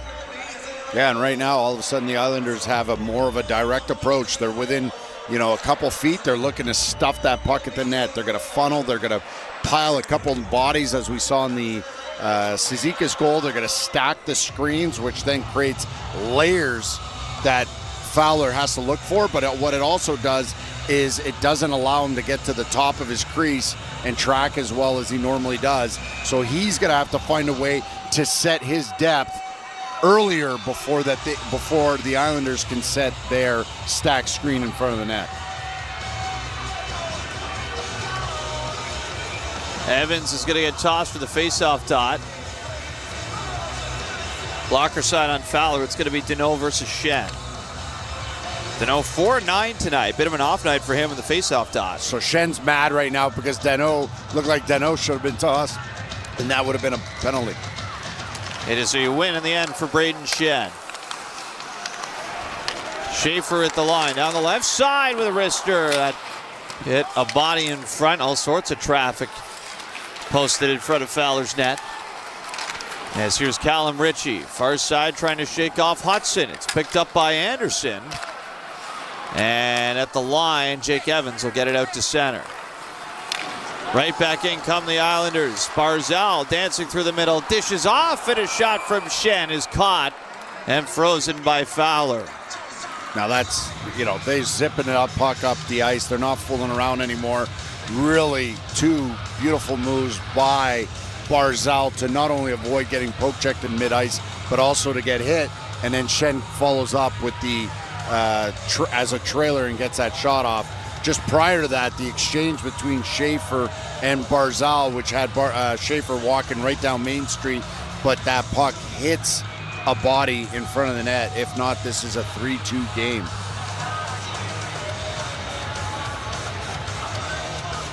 Pajot and Deneau off the face-off. 50-50 puck into the corner. It is settled down by Montreal. Slavkovsky on it. Turns it up for Deneau. Can't escape the zone, though. It rolls back for Gooley. He'll fire that around the boards. Pulock pinching in. Habs able to force it out to center. Pajot skates it down and feeds it back ahead to the neutral zone. Emil Heineman breaks in near side. Taken away by Matheson. Run down, though, by Anthony Duclair as it goes back to the line. A long shot is tipped just wide of the net in front by Pajot. DeAngelo, another try. That's stopped and reeled in by Fowler, and he'll get the whistle on this. Yeah, they're just continuing this same type of approach, but in this case, they didn't have those layers. Heineman drifted off to the weak side. Had he stayed there, it would have made Fowler's job a lot more difficult. We're going to take our final break tonight with 5:58 to go in the third on Habs Hockey on TSN 690. Whether it's gas, electric, or hybrid, Ford vehicles are always powered by pride. And just like the great teams that inspire us, we always strive for the highest honors. Our lineup is strong, agile, and built to perform. We give it our all to help you and your crew achieve great feats, experience great thrills, and confidently drive to the next great adventure. Your local Ford dealers, proud partners of the Montreal Canadiens. Ready, set, Ford. Trade tariffs, quotas, changing customs regulations. It's a lot, but you don't have to manage it alone. Delmar's customs brokerage experts help you stay compliant, reduce costs, and trade with confidence. Visit DelmarCargo.com. Delmar, logistics made simple. I've always wondered what kind of tires they put on the Zamboni. I bet they're not summer tires. Maybe all season? I doubt it. Yeah, good point. Point S, proud partner of the Montreal Canadiens. Jeez, feels like the Habs are always on the road. I hope they have good tires. They fly. Yeah, good point. Point S. Until June 30th, get $100 on a prepaid card when you buy 4 eligible Hankook tires. Details at points.ca. Craving great food, big games, and an unbeatable atmosphere?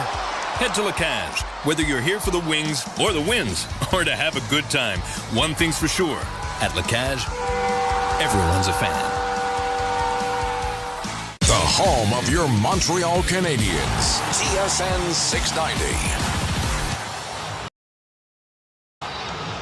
5:58 to go in this third period of play. The Canadiens up 3-1, and I think, John, everyone on the Montreal side would just like to wrap this one up and get this show on the road to Philadelphia for Game 82 on Tuesday. Absolutely, but New Jersey has something to say about that, and I could suspect that under 6 minutes here, if it remains 3-1 any longer, the Islanders are going to pull their goalie soon because their season is literally on the line. Islanders have it in the attacking zone. Broken up, though, by Montreal, and it's skated to center by Anderson. He'll chip it off the boards and in. Got to think if they still had Patrick Waugh behind the bench that Sorokin would already be there, too. He would have been pulled already. Islanders try and work it behind their own net. Here's Evans in on the forecheck. Taken away, though, by Barzal. Shots are 11-2 in this period in favor of New York. As Braden Shen drives it in behind the Montreal net. Far side, wrister incoming from Horvat, tipped wide. To the line, Mayfield. Right side, Horvat. Pushed to the boards by Nick Suzuki. Back to the line. There's a shot blocked by Slavkovsky. Another try from Mayfield is caught by Fowlers, and Islanders down in front of the net. That's Braden Shen. Oh, did that puck go off his face? Or was it a stick? Oh, he took that right in the face. I'm not sure how they missed this high stick. Oof. Oh, yeah, Caden Gooley got his stick right up on Braden Shen. And it goes undetected, and we stay 5-on-5. And we can see at the far end, Sorokin is already halfway out his crease. So we could assume if the Islanders get possession here on this draw, he's going to be darting over to the bench. Face-off win for Montreal. Back to Hudson. He'll loft it out to center. Sorokin stays in the net for now. Kirby Dach in over the Islander line with a wrister, and that goes high off the stick of DeAngelo, out of play. That'll leave 4:36 to go in the third. And this is where Montreal has to really manage the puck. Nothing to the middle of the ice unnecessarily. Just keep pucks grinded out on the wall, place pucks behind the Islanders on forechecks. Load of highs in the offensive zone if they win this have to be 100% plays. Face-off win for the Islanders. In their own zone, near side, battle for it off the boards here. Kirby Doc's got it tied up with Zach Bolduc and brought free now by Pelech. Here go the Islanders through center as it skips away from Pajot. It's going to be nice and call as Lane Hudson is back in time. Yeah, and the Islanders are just going to continue to stretch the ice as quickly as possible. And you're going to see Montreal make sure that nobody gets behind them, and in this case, win the race so that there isn't an icing called. So that the icing is called. Suzuki versus Cizikas. And Cizikas wins it back for the Islanders. Pajot feeds it ahead. Up to center and into the Montreal zone. Heineman in on the forecheck with Matheson. Matheson takes it away. And now Cole Caulfield will play it into the Islanders zone. 3:53 remains. The Canadiens up 3-1. Islanders season on the line, and again, it doesn't sound like it. This is a quiet building and not a lot going right for the Islanders at the moment.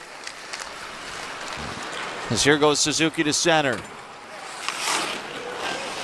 So they currently have 4 forwards and 1 D on the ice. They have Barzal. And there goes Sorokin. There goes Sorokin.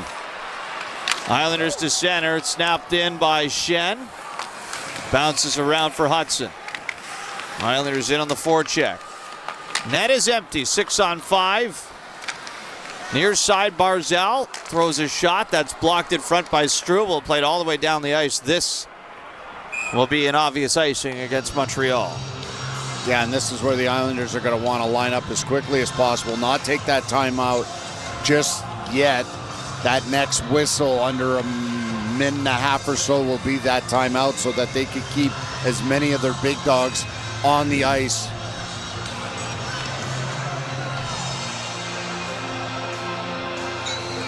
Habs skaters still pretty fresh here. They've all been on the ice for just over 20 seconds. The faceoff is won back for Struble. Now tipped out to center by Suzuki, and slow enough that it won't be an icing as Schaefer gets to it. Schaefer fires it in from center. Canadians back on it. Deneau ahead through center ice. Here's Evans, far side, empty net, missed it. And Matt Barzal starts the counter rush. He'll snap it in from center. Matheson up the far side, nowhere to go. It's cut off by Callum Ritchie. Big pile up now in the far corner.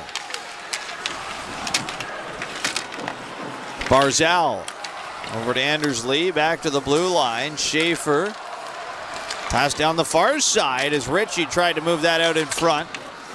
Off the glass by Deneau, not out. Shen up top. Now Schaefer with it.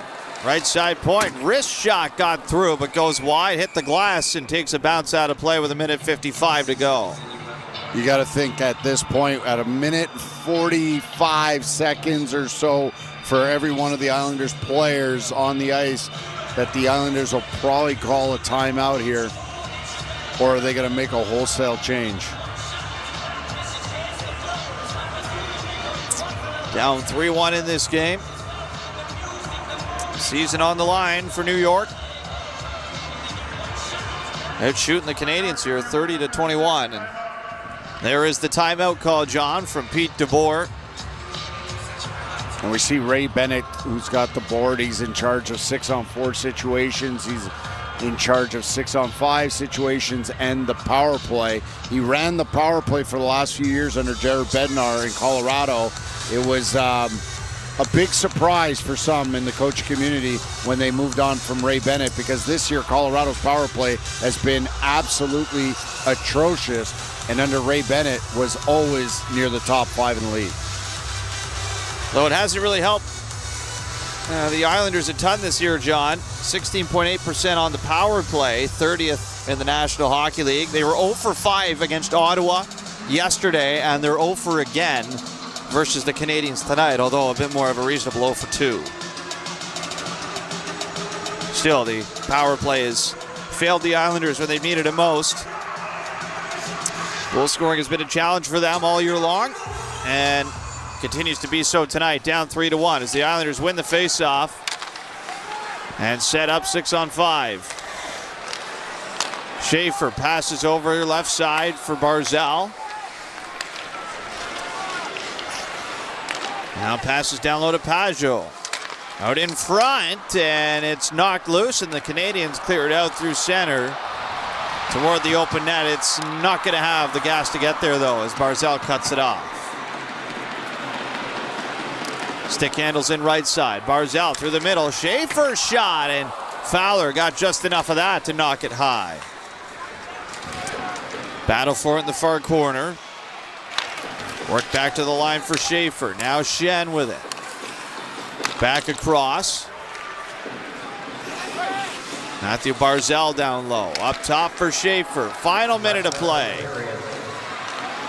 Schaefer with congestion in front of Jacob Fowler. Passes off far wing. Shot coming in from Barzal is stopped by Fowler, and he covers up. Bit of a scrum here in front with Callum Ritchie and Mike Matheson, but they'll be separated. Yeah, the Islanders' approach here is really strange. They're playing out this let's call it the last 2 minutes, as if they were only down by 1 and not down by 2. And they've slowed this play down so much, they've just piled up 3 players at the net presence. And it's every time there's a pass to the exterior, the perimeter, everything is just lethargic, and it's not creating the quality looks that they need to get that second goal and then give them an opportunity to tie it up. Habs win the D-zone face-off. Jack-Eye rips it around the boards. And out to the Islander zone for Schaefer. Quickly to center, snaps it in. Rolls back to center. Slavkovsky trying to chase it down, but Schaefer in his way. Final 30 seconds for the Islanders to pull off a miracle. Down 3-1. And we're going to have a face-off back in the New York zone here. Yeah, just a strange approach by the Islanders for all the, like the surge that they had in this period. Then they have an opportunity at 6-on-5 to make a difference and to chip away at this 2-goal lead, and they just slowed the game down to a snail's pace. And now they're forced to put Sorokin in with 25 seconds left, down 3-1, and basically going to watch their season just tick away. So it'll be Hudson, Jack-Eye, Bolduc, Newhook, and Doc on the ice for the Canadians. Barzal, Schaefer, Horvat, Holmstrom, and D'Angelo for the Isles. Face-off win for Montreal as shots thrown wide of the net from the point. Picked up by Kirby Doc. Out of the slot, shot, and they score! First shot went off the crossbar as Zach Bolduc was on the doorstep to shovel home the second try. And just for good measure, he's made it 4-1 Montreal. And that's going to feel good for Zach Bolduc. We talked about, everybody was talking about the fact Texier's in, Veleno's out, Bolduc's in, and a lot of the rhetoric was around the fact that Veleno was out, but it was also an important game for Bolduc. And Bolduc has had some, physical encounters today. He's been pretty consistent all game, and then he gets rewarded with a net presence goal. That's going to feel good for him. That's going to feel good for the next opportunity to be back in the lineup, which I suspect will be against Philadelphia on Tuesday. John, that's a 2-point game for Bolduc as well. He got the primary assist on the Newhook goal. So 1-1 tonight for Zach Bolduc as the Montreal Canadiens in game number 81 have made the trip out to Long Island. And they have officially eliminated the New York Islanders from Stanley Cup playoff contention. 4-1, the final tonight as the Canadiens will head off as winners to Philadelphia for Game 82. That's a big